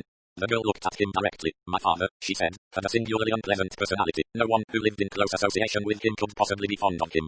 That, mademoiselle, is a very candid statement. I'm saving you time, M. Poirot. I realize quite well what you are getting at. My stepmother married my father for his money. I live here because I have no money to live elsewhere. There is a man I wish to marry, a poor man. My father saw to it that he lost his job. He wanted me, you see, to marry well an easy matter since I want to be his heiress. Your father's fortune passes to you. Yes, that is, he left Louise, my stepmother, $250,000 free of tax, and there are other legacies, but the residue goes to me. She smiled suddenly. So you see, M. Poirot, I had every reason to decide my father's death. I see, mademoiselle, that you have inherited your father's intelligence. She said thoughtfully. Father was clever. One felt that with him that he had forced driving power, but it had all turned sour and there was no humanity left. Hercule Poirot said softly. Grand Dieu, but what an imbecile I am. Joanna Farley turned towards the door. Is there anything more? 2 little questions. These tongs here, he picked up the lady tongs. Were they always on the table? Yes, father used them for picking up things. He didn't like stooping. One other question. Was your father's eyesight good? She stared at him. Oh, no, couldn't see at all. I mean, he couldn't see without his glasses. His sight had always been bad from a boy. But with his glasses? Oh, he could see all right then, of course. He could read newspapers and fine print. Oh, yes. That is all, mademoiselle. She went out of the room. Poirot murmured, I was stupid. It was there, all the time, under my nose, and because it was so near I could not see it. He leaned out of the window once more. Down below, in the narrow way between the house and the factory, he saw a small dark object. Hercule Poirot nodded, satisfied, and went downstairs again. The others were still in the library. Poirot addressed himself to the secretary. I want you, Mr. Cornworthy, to recount to me in detail the exact circumstances of Mr. Farley's summons to me. When, for instance, did Mr. Farley dictate that letter? On Wednesday afternoon at 5:30, as far as I can remember. Were there any special directions about posting it? He told me to post it myself. And you did so? Yes. Did he give any special instructions to the butler about admitting me? Yes, he told me to tell Holmes is the butler that a gentleman would be calling at 9:30. He was to ask the gentleman's name. He was also to ask to see the letter. Rather peculiar precaution to take, don't you think? Cornworthy shrugged his shoulders. Mr. Farley, he said carefully, was rather a peculiar man. Any other instructions? Yes, he told me to take the evening off. Did you do so? Yes, immediately after dinner I went to the cinema. When did you return? I let myself in about 11:15. Did you see Mr. Farley again that evening? No. And he did not mention the matter the next morning? No. Poirot paused a moment, then resumed. When I arrived I was not shown into Mr. Farley's own room. No, he told me that I was to tell Holmes to show you into my room. Why was that, do you know? Cornworthy shook his head. I never questioned any of Mr. Farley's orders, he said dryly. He would have resented it if I had. Did he usually receive visitors in his own room? Usually, but not always. Sometimes he saw them in my room. Was there any reason for that? Hugo Cornworthy considered. No, I hardly think so. I've never really thought about it. Turning to Mrs. Farley, Poirot asked. You permit that I ring for your butler? Certainly, M. Poirot. Very correct, very urbane. Holmes answered the bell. You rang, madam? Mrs. Farley indicated Poirot with a gesture. Holmes turned politely. Yes, sir. What were your instructions, Holmes, on the Thursday night when I came here? Holmes cleared his throat, then said. After dinner Mr. Cornworthy told me that Mr. Farley expected a Mr. Hercule Poirot at 9:30. I was to ascertain the gentleman's name, and I was to verify the information by glancing at a letter. Then I was to show him up to Mr. Cornworthy's room. Were you also told to knock on the door? An expression of distaste crossed the butler's countenance. That was one of Mr. Farley's orders. I was always to knock when introducing visitors, business visitors, that is, he added. Ah, that puzzled me. Were you given any other instructions concerning me? No, sir. When Mr. Cornworthy had told me what I have just repeated to you, he went out. What time was that? 10 minutes to 9, sir. Did you see Mr. Farley after that? Yes, sir. I took him up a glass of hot water as usual at 9 o'clock. Was he then in his own room or in Mr. Cornworthy's? He was in his own room, sir. You noticed nothing unusual about that room? Unusual? No, sir. Where were Mrs. Farley and Miss Farley? They had gone to the theatre, sir. Thank you, Holmes. That will do. Holmes bowed and left the room. Poirot turned to the millionaire's widow. One more question, Mrs. Farley. Had your husband good sight? No, not without his glasses. He was very short-sighted. Oh, yes, he was quite helpless without his spectacles. He had several pairs of glasses. Yes. Ah, said Poirot. He leaned back. I think that concludes the case.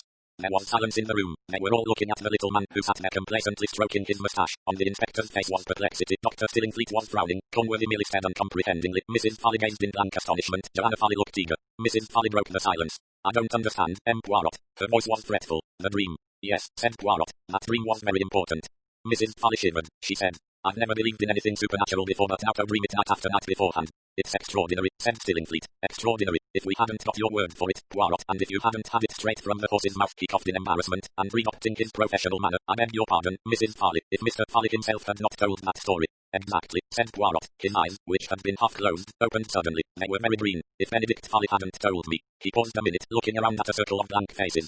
There are certain things, you comprehend, that happened that evening which I was quite at a loss to explain. First, why make such a point of my bringing that letter with me?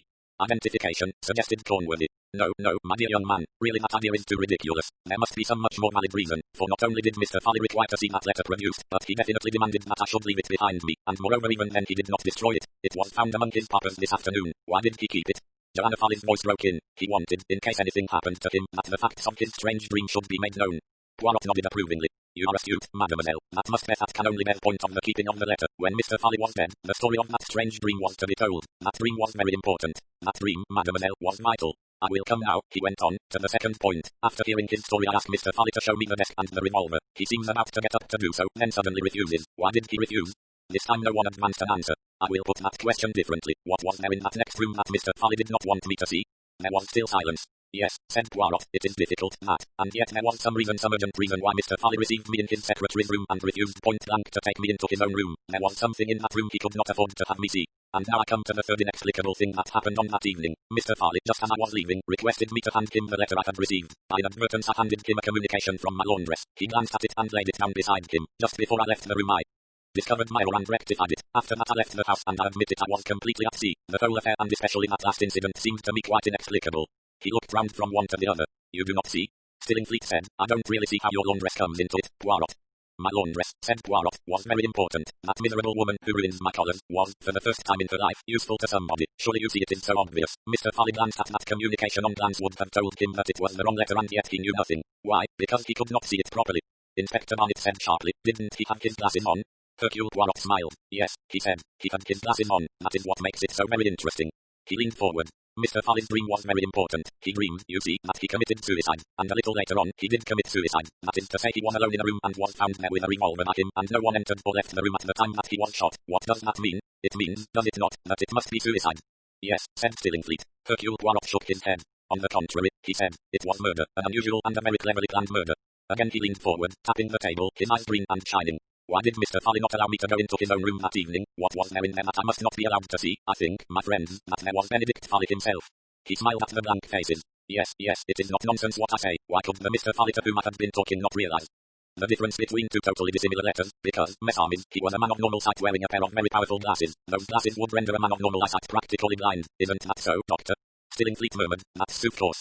Why did I feel that in talking to Mr. Farley I was talking to a mountebank, to an actor playing a part? Consider the setting. The dim room, the green shaded light turned blindingly away from the figure in the chair. What did I see? Famous patchwork dressing gown, the beaked nose faked with that useful substance, nose putty, the white crest of hair, the powerful lenses concealing the eyes. What evidence is there that Mr. Farley ever had a dream? Only the story I was told and the evidence of Mrs. Farley. What evidence is there that Benedict Farley kept a revolver in his desk? Again only the story told me and the word of Mrs. Farley. Two people carried this fraud through Mrs. Farley and Hugo Cornworthy. Cornworthy wrote the letter to me, gave instructions to the butler, went out ostensibly to the cinema, but let himself in again immediately with a key, went to his room, made himself up, and played the part of Benedict Farley. And so we come to this afternoon. The opportunity for which Mr. Cornworthy has been waiting arrives. There are two witnesses on the landing to swear that no one goes in or out of Benedict Farley's room. Cornworthy waits until a particularly heavy batch of traffic is about to pass. Then he leans out of his window, and with the lazy tongs which he has purloined from the desk next door he holds an object against the window of that room. Benedict Farley comes to the window. Cornworthy snatches back the tongs. And as Farley leans out, and the lorries are passing outside, Cornworthy shoots him with the revolver that he has ready. There is a blank wall opposite, remember. There can be no witness of the crime.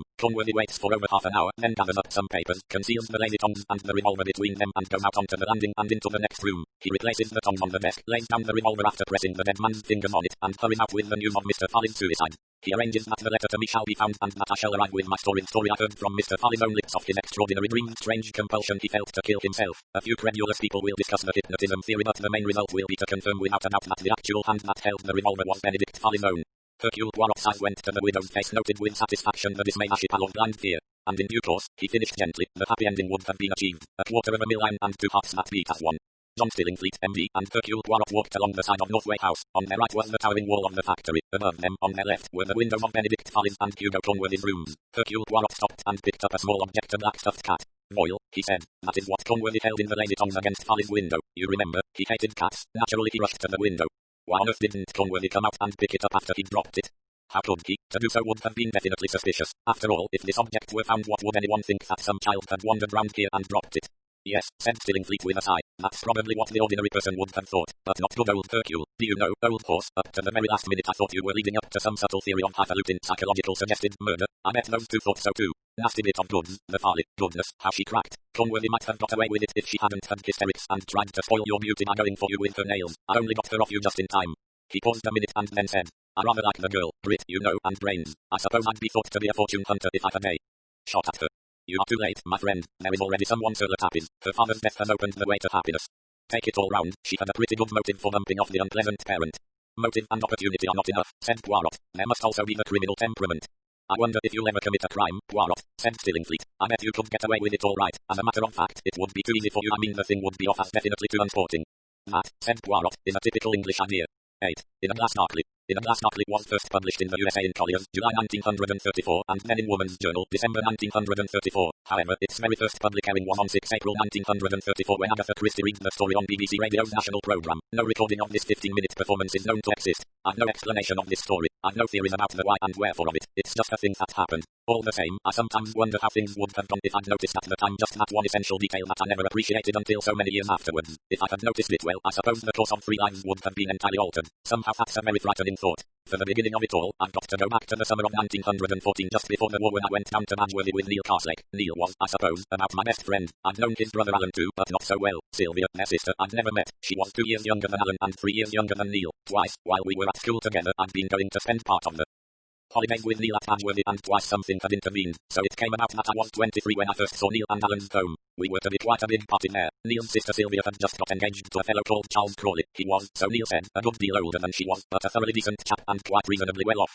We arrived, I remember, about 7 o'clock in the evening. Everyone had gone to his room to dress for dinner. Neil took me to mine. Badgeworthy was an attractive, rambling old house. It had been added to freely in the last 3 centuries and was full of little steps up and down and unexpected staircases. It was the sort of house in which it's not easy to find your way about. I remember Neil promised to come and fetch me on his way down to dinner. I was feeling a little shy at the prospect of meeting his people for the first time. I remember saying with a laugh that it was the kind of house one expected to meet ghosts in the passages, and he said carelessly that he believed the place was said to be haunted but that none of them had ever seen anything, and he didn't even know what form the ghost was supposed to take. Then he hurried away and I set to work to dive into my suitcases for my evening clothes. The Carslakes weren't well off. They clung on to their old home, but there were no men servants to unpack for you or valet you. Well, I'd just got to the stage of tying my tie. I was standing in front of the glass. I could see my own face and shoulders, and behind them the wall of the room, a plain stretch of wall just broken in the middle by a door, and just as I finally settled my tie I noticed that the door was opening. I don't know why I didn't turn around. I think that would have been the natural thing to do. Anyway, I didn't. I just watched the door swing slowly open, and as it swung I saw into the room beyond. It was a bedroom, a larger room than mine with 2 bedsteads in it, and suddenly I caught my breath. For at the foot of one of those beds was a girl, and round her neck were a pair of man's hands, and the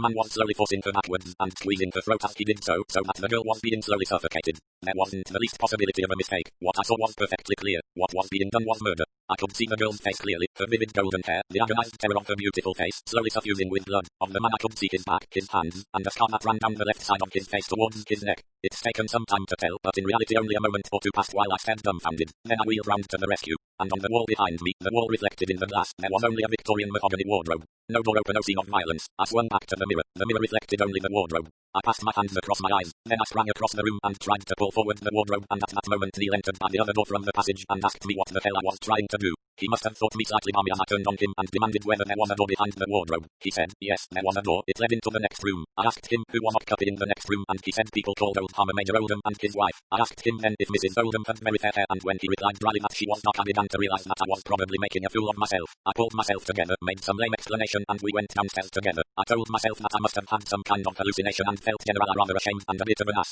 And then Neil said, my sister Sylvia, and I was looking into the lovely face of the girl I had just seen being suffocated to death, and I was introduced to her fiancé, a tall dark man with a scar down the left side of his face. Well, that's that. I'd like you to think and say what you'd have done in my place. Here was the girl, identical girl, and here was the man I'd seen throttling her, and they were to be married in about a month's time. Had I not had a prophetic vision of the future? Would Sylvia and her husband come down here to stay some time in the future and be given that room, the best spare room, and would that scene I'd witnessed take place in grim reality? What was I to do about it? Could I do anything? Would anyone, Neil and the girl herself, would they believe me? I turned the whole business over and over in my mind the week I was down there, to speak or not to speak, and almost at once another complication set in. You see, I fell in love with Sylvia Carslake the first moment I saw her. I wanted her more than anything on earth, and in a way that tied my hands. And yet, if I didn't say anything, Sylvia would marry Charles Crawley and Crawley would kill her. And so, the day before I left, I blurted it all out to her. I said I expect she'd think me touched in the intellect or something, but I swore solemnly that I'd seen the thing just as I told it to her and that I felt if she was determined to marry Crawley, I ought to tell her my strange experience. She listened very quietly. There was something in her eyes I didn't understand. She wasn't angry at all. When I'd finished, she just thanked me gravely. I kept repeating like an idiot, I did see it. I really did see it. And she said, I'm sure you did. If you say so, I believe you. Well, the upshot was that I went off not knowing whether I'd done right or been a fool, and a week later Sylvia broke off her engagement to Charles Crawley. After that the war happened, and there wasn't much leisure for thinking of anything else. Once or twice when I was on leave, I came across Sylvia, but as far as possible I avoided her. I loved her and wanted her just as badly as ever, but I felt somehow that it wouldn't be playing the game. It was owing to me that she'd broken off her engagement to Crawley, and I kept saying to myself that I could only justify the action I had taken by making my attitude a purely disinterested one. Then, in 1916, Neil was killed, and it fell to me to tell Sylvia about his last moments. We couldn't remain on formal footing after that. Sylvia had adored Neil, and he had been my best friend. She was sweet, adorably sweet in her grief. I just managed to hold my tongue and went out again praying that a bullet might end the whole miserable business. Life without Sylvia wasn't worth living. But there was no bullet with my name on it. One nearly got me below the right ear and one was deflected by a cigarette case in my pocket, but I came through unscathed. Charles Crawley was killed in action at the beginning of 1918. Somehow that made a difference. I came home in the autumn of 1918 just before the armistice, and I went straight to Sylvia and told her that I loved her. I hadn't much hope that she'd care for me straight away, and you could have knocked me down with a feather when she asked me why I hadn't told her sooner. I stammered out something about Crawley and she said, but why did you think I broke it off with him? And then she told me that she'd fallen in love with me just as I'd done with her from the very first minute. I said I thought she'd broken off her engagement because of the story I told her, and she laughed scornfully and said that if you loved a man you wouldn't be as cowardly as that, and we went over that old Roman 6 of mine again and agreed that it was queer, but nothing more. Well, there's nothing much to tell for some time after that. Sylvia and I were married and we were very happy, but I realized, as soon as she was really mine, that I wasn't cut out for the best kind of husband. I loved Sylvia devotedly, but I was jealous, absurdly jealous of anyone she so much as smiled at. It amused her at first. I think she'd even rather like it. It proved, at least, how devoted I was. As for me, I realized quite fully and unmistakably that I was not only making a fool of myself, but that I was endangering all the peace and happiness of our life together. I knew, I say, but I couldn't change. Every time Sylvia got a letter she didn't show to me, I wondered who it was from. If she laughed and talked with any man, I found myself getting sulky and watchful. At first, as I say, Sylvia laughed at me. She thought it a huge joke. Then she didn't think the joke so funny. Finally she didn't think it a joke at all. And slowly, she began to draw away from me. Not in any physical sense, but she withdrew her secret mind from me. I no longer knew what her thoughts were. She was kind but sadly, as though from a long distance. Little by little I realized that she no longer loved me. Her love had died and it was I who had killed it. The next step was inevitable. I found myself waiting for it, reading it. Then Derek Wainwright came into our lives. He had everything that I hadn't. He had brains and a witty tongue. He was good looking, too, and I'm forced to admit it, a thoroughly good chap. As soon as I saw him I said to myself, this is just the man for Sylvia. She fought against it. I know she struggled, but I gave her no help. I couldn't. I was entrenched in my gloomy, sullen reserve. I was suffering like hell and I couldn't stretch out a finger to save myself. I didn't help her. I made things worse. I let loose at her one day a string of savage, unwarranted abuse. I was nearly mad with jealousy and misery. The things I said were cruel and untrue, and I knew while I was saying them how cruel and how untrue they were. And yet I took a savage pleasure in saying them. I remember how Sylvia flushed and shrank. I drove her to the edge of endurance. I remember she said, this can't go on. When I came home that night the house was empty. There was a note quite in the traditional fashion. In it she said that she was leaving Method Good. She was going down to Badgeworthy for a day or two. After that she was going to the one person who loved her and needed her. I was to take that as final. I suppose that up to then I hadn't really believed my own suspicions. This confirmation in black and white of my worst fears sent me raving mad. I went down to Badgeworthy after her as fast as the car would take me. She had just changed her frock for dinner, I remember. When I burst into the room, I can see her face is startled. Beauty, you're afraid. I said, no one but me shall ever have you. No one. And I caught her throat in my hands and gripped it and bent her backwards. Suddenly I saw our reflection in the mirror, Sylvia choking and myself strangling her, and the scar on my cheek where the bullet grazed it under the right ear. No, I didn't kill her. That sudden revelation paralyzed me and I loosened my grasp and let her slip onto the floor. And then I broke down and she comforted me. Yes, she comforted me. I told her everything and she told me that by the phrase the one person who loved and needed her she had meant her brother Alan. We saw into each other's hearts that night, and I don't think, from that moment, that we ever drifted away from each other again. It's a sobering thought to go through life with that, but for the grace of God and a mirror one might be a murderer. One thing did die that night, the devil of jealousy that had possessed me so long. But I wonder sometimes I suppose I hadn't made that initial mistake of scar on the left cheek when really it was the right reversed by the mirror. Should I have been so sure the man was Charles Crawley? Would I have warned Sylvia? Would she be married to me or to him? Or are the past and the future all one? I'm a simple fella and I can't pretend to understand these things, but I saw what I saw, and because of what I saw, Sylvia and I are together in the old-fashioned word still death do us part, and perhaps beyond. 9. Problem at Sea. Problem at Sea was first published in the USA in This Week, 12 January 1936, then as Poirot and the Crime in Cabin 66 in the Strand, February 1936. Colonel Clapperton, said General Forbes. He said it with an effect midway between a snort and a sniff. Miss Ellie Henderson leaned forward, a strand of her soft grey hair blowing across her face. Her eyes, dark and snapping, gleamed with a wicked pleasure. Such a soldierly-looking man, she said with malicious intent, and smoothed back the lock of hair to await the result. Soldierly, exploded General Forbes. He tugged at his military moustache and his face became bright red. In the guards, wasn't he? Murmured Miss Henderson, completing her work. Guards, pack of nonsense. Fellow was on the music hall stage. Fact, joined up and was out in France counting tins of plum and apple. Hans dropped a stray bomb and he went home with a flesh wound in the arm. Somehow or other got into Lady Carrington's hospital. So that's how they met. Fact, fellow played the wounded hero. Lady Carrington had no sense and oceans of money. Old Carrington had been in munitions. She'd been a widow only 6 months. This fellow snapped her up in no time. She wangled him a job at the War Office. Colonel Clapperton, he snorted. And before the war he was on the music hall stage, mused Miss Henderson, trying to reconcile the distinguished grey-haired Colonel Clapperton with a red-nosed comedian singing mirth-provoking songs. Fact, said General Forbes. Heard it from old Passington F. French, and he heard it from old Badgercott. Terrell who got it from Snooks Parker.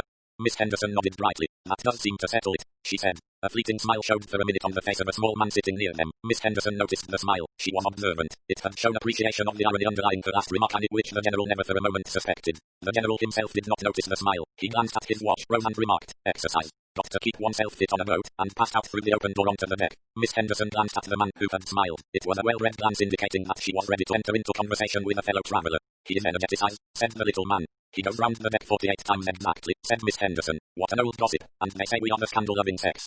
What an impoliteness. Frenchmen are always polite, said Miss Henderson. There was the nuance of a question in her voice. The little man responded promptly. Belgian, mademoiselle. Oh, Belgian. Hercule Poirot, at your service. The name aroused some memory. Surely she had heard it before. Are you enjoying this trip, M. Poirot? Frankly, no. It was an imbecility to allow myself to be persuaded to come. I detest amour. Never does it remain tranquil. No, not for a little minute. Well, you admit it's quite calm now.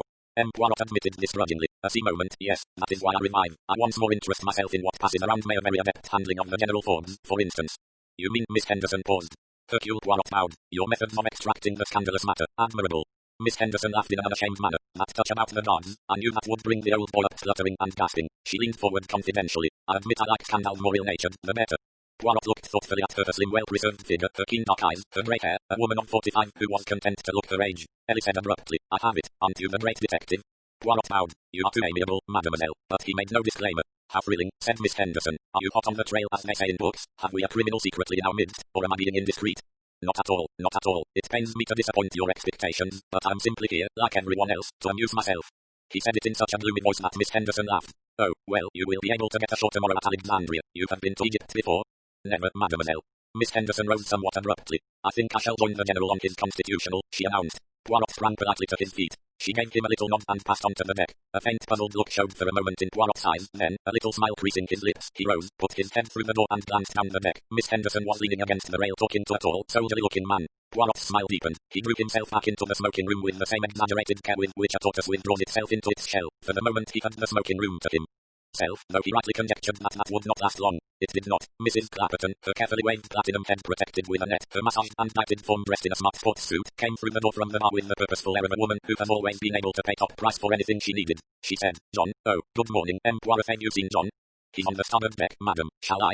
She arrested him with a gesture. I'll sit here a minute. She sat down in a regal fashion in the chair opposite him. From the distance she had looked a possible 28. Now, in spite of her exquisitely made-up face, her delicately plucked eyebrows, she looked not her actual 49 years, but a possible 55. Her eyes were a hard pale blue with tiny pupils. I was sorry not to have seen you at dinner last night, she said. It was just a shade choppy, of course. The assessment, said Poirot with feeling. Luckily, I'm an excellent sailor, said Mrs. Clapperton. I say luckily, because, with my weak heart, seasickness would probably be the death of me. You have the weak heart, madam? Yes, I have to be most careful. I must not overtime myself. All the specialists say so. Mrs. Clapperton had embarked on Theto here, a fascinating topic on her health. John, poor darling, wears himself out trying to prevent me from doing too much. I live so intensely, if you know what I mean, M. Poirot. Yes, yes. He always says to me, try to be more of a vegetable, Adeline, but I can't. Life was meant to be lived, I feel. As a matter of fact, I wore myself out as a girl in the war. My hospital, you've heard of my hospital? Of course I had nurses and matrons and all that, but I actually ran it. She sighed. Your vitality is marvelous, dear lady, said Poirot, with the slightly mechanical air of one responding to his cue. Mrs. Clapperton gave a girlish laugh. Everyone tells me how young I am. It's absurd. I never try to pretend I'm a day less than 43. She continued with slightly mendacious candor, but a lot of people find it hard to believe. You're so alive, Adeline, they say to me. But really, M. Poirot, what would one be if one wasn't alive? Dead, said Poirot. Mrs. Clapperton frowned. The reply was not to her liking. The man, she decided, was trying to be funny. She got up and said coldly, I must find John. As she stepped through the door she dropped her handbag. It opened and the contents flew far and wide. Poirot rushed gallantly to the rescue. It was some few minutes before the lipsticks, vanity boxes, cigarette case and lighter and other odds and ends were collected. Mrs. Clapperton thanked him politely. Then she swept down the deck and said, John, Colonel Clapperton was still deep in conversation with Miss Henderson. He swung round and came quickly to meet his wife. He bent over her protectively. Her deck chair, was it in the right place? Wouldn't it be better? His manner was courteous, full of gentle consideration. Clearly an adored wife spoilt by an adoring husband. Miss Ellie Henderson looked out at the horizon as though something about it rather disgusted her. Standing in the smoking room door, Poirot looked on. A hoarse, quavering voice behind him said, "I'd take a hatchet to that woman if I were her husband." The old gentleman, known disrespectfully among the younger set on board as the grandfather of all the tea planters, had just shuffled in. "Boy," he called, "get me a whiskey peg." Poirot stooped to retrieve a torn scrap of notepaper, an overlooked item from the contents of Mrs. Clapperton's bag. Part of a prescription, he noted, containing digitalin. He put it in his pocket, meaning to restore it to Mrs. Clapperton later. "Yes," went on the aged passenger. "Poisonous woman. I remember a woman like that in Puna, in '87. That was. Did anyone take a hatchet to her?" inquired Poirot. The old gentleman shook his head sadly. "Worried her husband into his grave within the year. Clapperton ought to assert himself. Gives his wife her head too much." "She holds the purse strings," said Poirot bravely. "Ha, ha," chuckled the old gentleman. "You've put the matter in a nutshell. Holds the purse strings. Ha, ha." Two girls burst into the smoking room. One had a round face with freckles and dark hair streaming out in a windswept confusion. The other had freckles and curly chestnut hair. "A rescue, a rescue," cried Kitty Mooney. "Pam and I are going to rescue Colonel Clapperton." "From his wife," gasped Pamela Cregan. "We think he's a pet." "And she's just awful, she won't let him do anything," the two girls exclaimed. "And if he isn't with her, he's usually grabbed by the Henderson woman, who's quite nice, but terribly old." They ran out, gasping in between giggles. "A rescue, a rescue." That the rescue of Colonel Clapperton was no isolated sally, but a fixed project, was made clear that same evening when the 18-year-old Pam Cregan came up to Hercule Poirot and murmured, "Watch us, Poirot. He's going to be cut out from under her nose and taken to walk in the moonlight on the boat deck." It was just at that moment that Colonel Clapperton was saying, "I grant you the price of a Rolls Royce, but it's practically good for a lifetime. Now my car, I think, John." Mrs. Clapperton's voice was shrill and penetrating. He showed no annoyance at her ungraciousness. Either he was used to it by this time, or else, thought Poirot and let himself speculate. "Certainly, my dear, your car." Clapperton bowed to his wife and finished what he had been saying, perfectly unruffled. "Royal seek one appel Pucker Sahib," thought Poirot, "but the General Forbes says that Clapperton is no gentleman at all. I wonder now." There was a suggestion of bridge. Mrs. Clapperton, General Forbes, and a hawk-eyed couple sat down to it. Miss Henderson had excused herself and gone out on deck. "What about your husband?" asked General Forbes, hesitating. "John won't play," said Mrs. Clapperton. "Most tiresome of him." The four bridge players began shuffling the cards. Pam and Kitty advanced on Colonel Clapperton. Each one took an arm. "You're coming with us," said Pam. "To the boat deck, there's a moon." "Don't be foolish, John," said Mrs. Clapperton. "You'll catch a chill." "Not with us, he won't," said Kitty. "We're hot stuff." He went with them, laughing. Poirot noticed that Mrs. Clapperton said no bid to her initial bid of 2 clubs. He strolled out onto the promenade deck. Miss Henderson was standing by the rail. She looked round expectantly as he came to stand beside her, and he saw the drop in her expression. They chatted for a while. Then presently, as he fell silent, she asked, "What are you thinking about?" Poirot replied, "I'm wondering about my knowledge of English." Mrs. Clapperton said, "John won't play bridge. Is not can't play the usual term?" "She takes it as a personal insult that he doesn't, I suppose," said Ellie dryly. "The man was a fool ever to have married her." In the darkness, Poirot smiled. "You don't think it's just possible that the marriage may be a success?" he asked diffidently. "With a woman like that?" Poirot shrugged his shoulders. "Many odious women have devoted husbands. An enigma of nature. You will admit that nothing she says or does appears to gall him." Miss Henderson was considering her reply when Mrs. Clapperton's voice floated out through the smoking room window. "No, I don't think I will play another rubber, so stuff it. I think I'll go up and get some air on the boat deck." "Good night," said Miss Henderson. "I'm going to bed." She disappeared abruptly. Poirot strolled forward to the lounge deserted save for Colonel Clapperton and the two girls. He was doing card tricks for them, and noting the dexterity of his shuffling and handling of the cards, Poirot remembered the General's story of a career on the music hall stage. "I see you enjoy the cards even though you do not play bridge," he remarked. "I've my reasons for not playing bridge," said Clapperton, his charming smile breaking out. "I'll show you. We'll play one hand." He dealt the cards rapidly. "Pick up your hands." "Well, what about it?" He laughed at the bewildered expression on Kitty's face. He laid down his hand and the others followed suit. Kitty held the anti-club suit, Poirot the hearts, Pam the diamonds, and Colonel Clapperton the spades. "You see," he said, "a man who can deal his partner and his adversaries any hand he pleases had better stand aloof from a friendly game. If the luck goes too much his way, ill-natured things might be said." "Oh," gasped Kitty, "how could you do that? It all looked perfectly ordinary." "The quickness of the hand deceives the eye," said Poirot sententiously, and caught the sudden change in the Colonel's expression. It was as though he realized that he had been off his guard for a moment or two. Poirot smiled. The conjurer had shown himself through the mask of the Pucker Sahib. The ship reached Alexandria at dawn the following morning. As Poirot came up from breakfast, he found the two girls all ready to go on shore. They were talking to Colonel Clapperton. "We ought to get off now," urged Kitty. "The passport people will be going off the ship presently. You'll come with us, won't you? You wouldn't let us go ashore all by ourselves. Awful things might happen to us." "I certainly don't think you ought to go by yourselves," said Clapperton, smiling, "but I'm not sure my wife feels up to it." "That's too bad," said Pam, "but she can have a nice long rest." Colonel Clapperton looked a little irresolute. Evidently the desire to play truant was strong upon him. He noticed Poirot. "Hello, Poirot, are you going ashore?" "No, I think not," Poirot replied. I'll just have a word with Adele," decided Colonel Clapperton. "We'll come with you," said Pam. She flashed a wink at Poirot. "Perhaps we can persuade her to come too," she added bravely. Colonel Clapperton seemed to welcome this suggestion. He looked decidedly relieved. "Come along then, the pair of you," he said lightly. They all three went along the passage of B deck together. Poirot, whose cabin was just opposite the Clappertons, followed them out of curiosity. Colonel Clapperton rapped a little nervously at the cabin door. Adeline, my dear, are you up? The sleepy voice of Mrs. Clapperton from within replied, oh, bother, what is it? It's John. What about going ashore?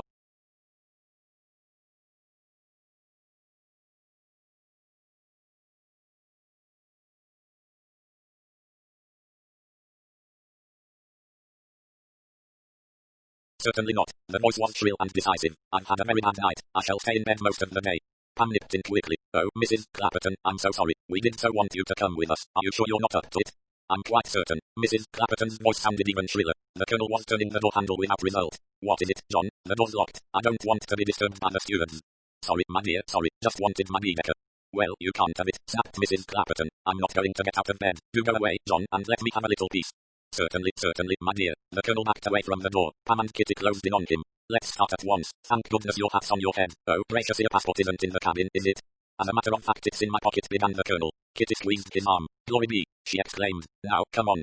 Leaning over the rail, Poirot watched the three of them leave the ship. He heard a faint intake of breath beside him and turned to see Miss Henderson. Her eyes were fastened on the three retreating figures. So they've gone ashore, she said flatly. Yes, are you going? She had a shaved hat, he noticed, and a smart bag and shoes. There was a shore-going appearance about her. Nevertheless, after the most infinitesimal of pauses, she shook her head. No, she said. I think I'll stay on board. I have a lot of letters to write. She turned and left him. Puffing after his morning tour of 48 rounds on the deck, General Forbes took her place. Aha! He exclaimed as his eyes noted the retreating figures of the colonel and the two girls. So that's the game. Where's the madam? Poirot explained that Mrs. Clapperton was having a quiet day in bed. Don't you believe it? The old warrior closed one knowing eye. She'll be up for tiffin, and if the poor devil's found to be absent without leave, there'll be ructions. But the general's prognostications were not fulfilled. Mrs. Clapperton did not appear at lunch, and by the time the colonel and his attendant damsels returned to the ship at 4 o'clock, she had not shown herself. Poirot was in his cabin and heard the husband's slightly guilty knock on his cabin door, heard the knock repeated, the cabin door tried, and finally heard the colonel's call to a steward. Look here, I can't get an answer. Have you a key? Poirot rose quickly from his bunk and came out into the passage. The news went like wildfire round the ship. With horrified incredulity, people heard that Mrs. Clapperton had been found dead in her bunk, a native dagger driven through her heart. A string of amber beads was found on the floor of her cabin. Rumour succeeded rumour. All bead sellers who had been allowed on board that day were being rounded up and questioned. A large sum in cash had disappeared from a drawer in the cabin. The notes had been traced. They had not been traced. Jewellery worth a fortune had been taken. No jewellery had been taken at all. A steward had been arrested and had confessed to the murder. What is the truth of it all? Demanded Miss Ellie Henderson, waylaying Poirot. Her face was pale and troubled. My dear lady, how should I know? Of course you know, said Miss Henderson. It was late in the evening. Most people had retired to their cabins. Miss Henderson led Poirot to a queue of deck chairs on the sheltered side of the ship. Now tell me, she commanded. Poirot surveyed her thoughtfully. It's an interesting case, he said. Is it true that she had some very valuable jewellery stolen? Poirot shook his head. No, no jewellery was taken. A small amount of loose cash that was in a drawer has disappeared, though. I'll never feel safe on a ship again, said Miss Henderson with a shiver. Any clue as to which of those coffee-coloured brutes did it? No, said Hercule Poirot. The whole thing is rather strange. What do you mean? Asked Ellie sharply. Poirot spread out his hands. And take the facts. Mrs. Clapperton had been dead at least 5 hours when she was found. Some money had disappeared. A string of beads was on the floor by her bed. The door was locked and the key was missing. The window, not porthole, given on the deck and was open. Well, asked the woman impatiently. Do you not think it is curious for a murder to be committed under those particular circumstances? Remember that the postcard sellers, money changers and bead sellers who are allowed on board are all well known to the police. The stewards usually lock your cabin, all the same, Ellie pointed out. Yes, to prevent any chance of petty pilfering, but this was murder. What exactly are you thinking of, Poirot? Her voice sounded a little breathless. I'm thinking of the locked door. Miss Henderson considered this. I don't see anything in that. The man left by the door, locked it and took the key with him so as to avoid having the murder discovered too soon. Quite intelligent of him, for it wasn't discovered until 4 o'clock in the afternoon. No, mademoiselle, you don't appreciate the point I'm trying to make. I'm not worried as to how he got out, but as to how he got in. The window, of course. Say possible, but it would be a very narrow fit and there were people passing up and down the deck all the time, remember. Then through the door, said Miss Henderson impatiently. But you forget, mademoiselle, Mrs. Clapperton had locked the door on the inside. She had done so before Colonel Clapperton left the boat this morning. He actually tried it, so we know that is so. Nonsense. It probably stuck if he didn't turn the handle properly. But it does not rest on his word. We actually heard Mrs. Clapperton herself say so. We? Miss Mooney, Miss Cregan, Colonel Clapperton and myself. Ellie Henderson tapped a neatly shod foot. She did not speak for a moment or two. Then she said in a slightly irritable tone, well, what exactly do you deduce from that? If Mrs. Clapperton could lock the door, she could unlock it too, I suppose. Precisely. Poirot turned a beaming face upon her. And you see where that leaves us. Mrs. Clapperton unlocked the door and let the murderer in. Now would she be likely to do that for a bead seller? Ellie objected. She might not have known who it was. He may have knocked shot up and opened the door and he forced his way in and killed her. Poirot shook his head. Au contraire, she was lying peacefully in bed when she was stabbed. Miss Henderson stared at him. What's your idea? She asked abruptly. Poirot smiled. Well, it looks, does it not, as though she knew the person she admitted. You mean, said Miss Henderson and her voice sounded a little harsh, that the murderer is a passenger on the ship? Poirot nodded. It seems indicated. And the string of beads left on the floor was a blind? Precisely. The theft of the money also? Exactly. There was a pause, then Miss Henderson said slowly, I thought Mrs. Clapperton a very unpleasant woman and I don't think anyone on board really liked her, but there wasn't anyone who had any reason to kill her. Except her husband, perhaps, said Poirot. You don't really think she stopped? It is the opinion of every person on this ship that Colonel Clapperton would have been quite justified in taking a hatchet to her. That was, I think, the expression used. Ellie Henderson looked at him waiting. But I'm bound to say, went on Poirot, that I myself have not noted any signs of exasperation on the good Colonel's part. Also what is more important, he had an alibi. He was with those two girls all day and did not return to the ship till 4 o'clock. By then, Mrs. Clapperton had been dead many hours. There was another minute of silence. Ellie Henderson said softly, but you still think a passenger on the ship? Poirot bowed his head. Ellie Henderson laughed suddenly, a reckless defiant laugh. Your theory may be difficult to prove, Poirot. There are a good many passengers on this ship. Poirot bowed to her. I will use a phrase from one of your detective stories. I have my methods, Watson. The following evening, at dinner, every passenger found a typewritten slip by his plate requesting him to be in the main lounge at 8:30. When the company were assembled, the captain stepped onto the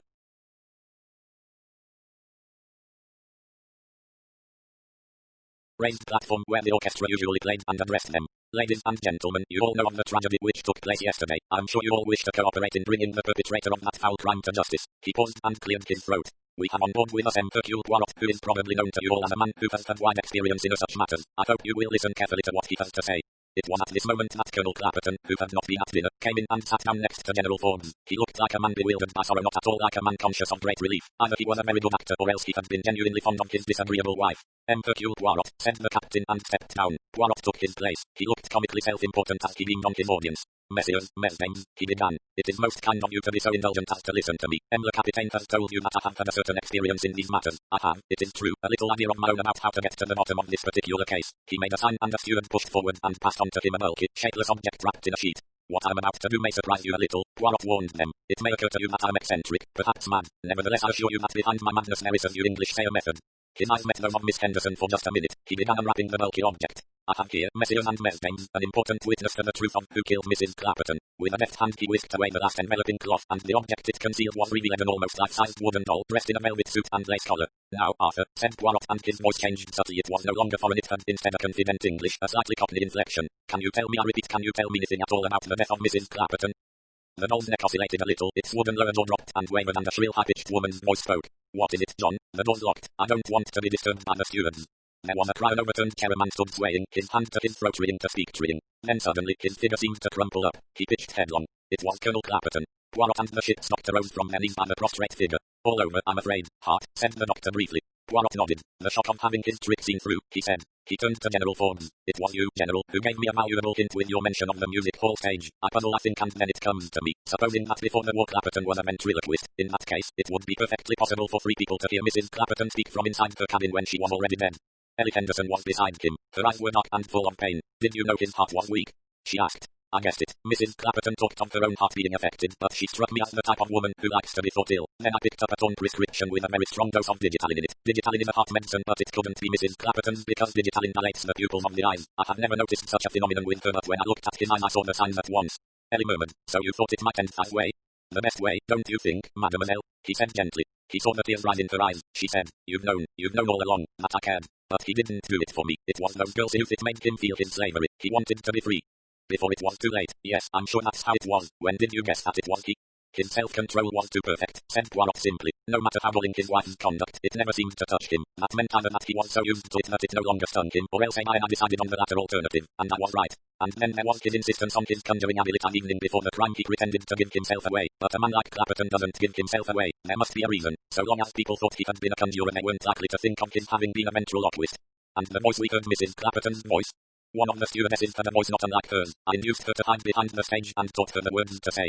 It was a trick, a cruel trick, cried out Ellie. I do not approve of murder, said Hercule Poirot. About the author. Agatha Christie is the most widely published author of all time and in any language, outsold only by the Bible and Shakespeare. Her books have sold more than 1 billion copies in English and another billion in 100 foreign languages. She is the author of 80 crime novels and short story collections, 19 plays, 2 memoirs, and 6 novels written under the name Mary Westmacott. She first tried her hand at detective fiction while working in a hospital dispensary during World War I, creating the now legendary Hercule Poirot with her debut novel The Mysterious Affair at Styles. With The Murder in the Vicarage, published in 1930, she introduced another beloved sleuth, Miss Jane Marple. Additional series characters include the husband and wife crime-fighting team of Tommy and Tuppence the Resford, private investigator Parker Pine, and Scotland Yard detectives Superintendent Battle and Inspector Japp. Many of Christie's novels and short stories were adapted into plays, films, and television series. The Mousetrap, her most famous play of all, opened in 1952 and is the longest-running play in history. Among her best-known film adaptations are Murder on the Orient Express 1974 and Death on the Nile 1978, with Albert Finney and Peter Ustinov playing Hercule Poirot, respectively. On the small screen, Poirot has been most memorably portrayed by David Suchet, and Miss Marple by Joan Hickson, and subsequently Geraldine McEwen and Julia Mackenzie. Christie was first married to Archibald Christie and then to archaeologist Sir Max Mallowan, whom she accompanied on expeditions to countries that would also serve as the settings for many of her novels. In 1971 she achieved one of Britain's highest honours when she was made a Dame of the British Empire. She died in 1976 at the age of 85. Her 120th anniversary was celebrated around the world in 2010. Visit www.authortracker.com for exclusive information on your favourite HarperCollins authors. www.agathachristie.com. The Agatha Christie Collection. The Man in the Brown Suit, The Secret of Chimneys. The Seven Dials Mystery. The Mysterious Mr. Quinn. The Sitaford Mystery. Parker Pine Investigates. Why didn't they ask Evans? Murder is Easy. The Regatta Mystery and Other Stories, and Then There Were None. Towards Zero, Death Comes at the End, Sparkling Cyanide. The Witness for the Prosecution and Other Stories, Crooked House. Three Blind Mice and Other Stories, They Came to Baghdad. Destination Unknown. Ordeal by Innocence. Double Sin and Other Stories, The Pale Horse. Star Over Bethlehem. Poems and Holiday Stories, Endless Night. Passenger to Frankfurt, The Golden Ball and Other Stories, The Mousetrap and Other Plays, The Harlequin Set and Other Stories, The Hercule Poirot Mysteries, The Mysterious Affair at Styles, The Murder on the Links, Poirot Investigates. The Murder of Roger Ackroyd, The Big Four. The Mystery of the Blue Train.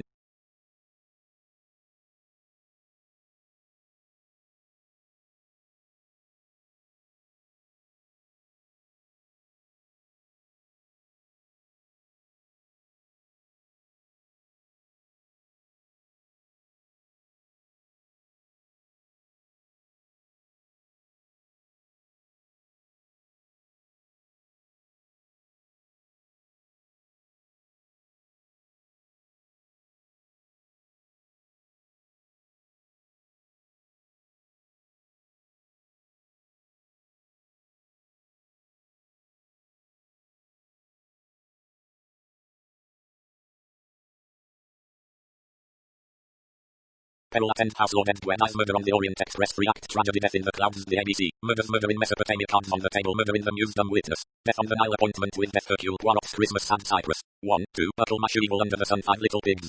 The Hollow. The Labours of Hercules taken at the flood, The Underdog, and Other Stories. Mrs. McGint is dead after the funeral, Hickory Dickory Dock. Dead Man's Folly, Cat Among the Pigeons, The Clocks. Third Girl. Halloween Party. Elephants Can Remember Curtain. Poirot's Last Case, The Miss Marple Mysteries, The Murder at the Vicarage, The Body in the Library, The Moving Finger. A murder is announced, They Do It With Mirrors, A Pocket Full of Rye, 450 from Paddington, The Mirror Cracked from Side to Side, A Caribbean Mystery at Bertram's Hotel, Nemesis. Sleeping Murder. Miss Marple. The Complete Short Stories, The Tommy and Tuppence Mysteries, The Secret Adversary, Partners in Crime.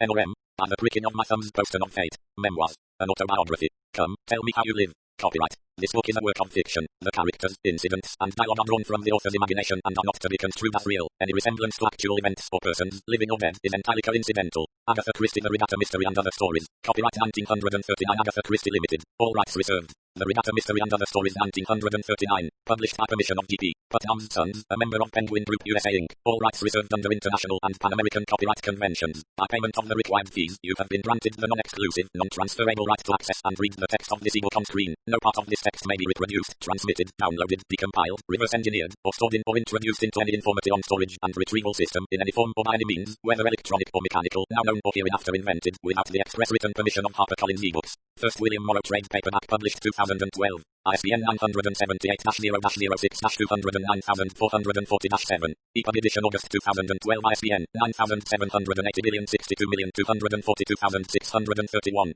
12 13 14 15 16 Dix/RD 1098765431. About the publisher. Australia. HarperCollins Publishers Australia Thai, Limited. Level 13, 201 Elizabeth Street, Sydney, NSW 2000, Australia. http www.harpercollins.com.au/ebooks Canada. HarperCollins Canada 2 Bloor Street East, 20th floor, Toronto, on M4W 188 Canada. http www.harpercollins.com New Zealand. HarperCollins Publishers New Zealand Limited. PO Box 1, Auckland, New Zealand. http www.harpercollins.co.nz United Kingdom. HarperCollins Publishers Limited. 77-85 Fulham Palace Road, London, W68JB, UK. http www.harpercollins.co.uk United States. HarperCollins Publishers Inc. 10 East 53rd Street, New York, NY 10022. http www.harpercollins.com.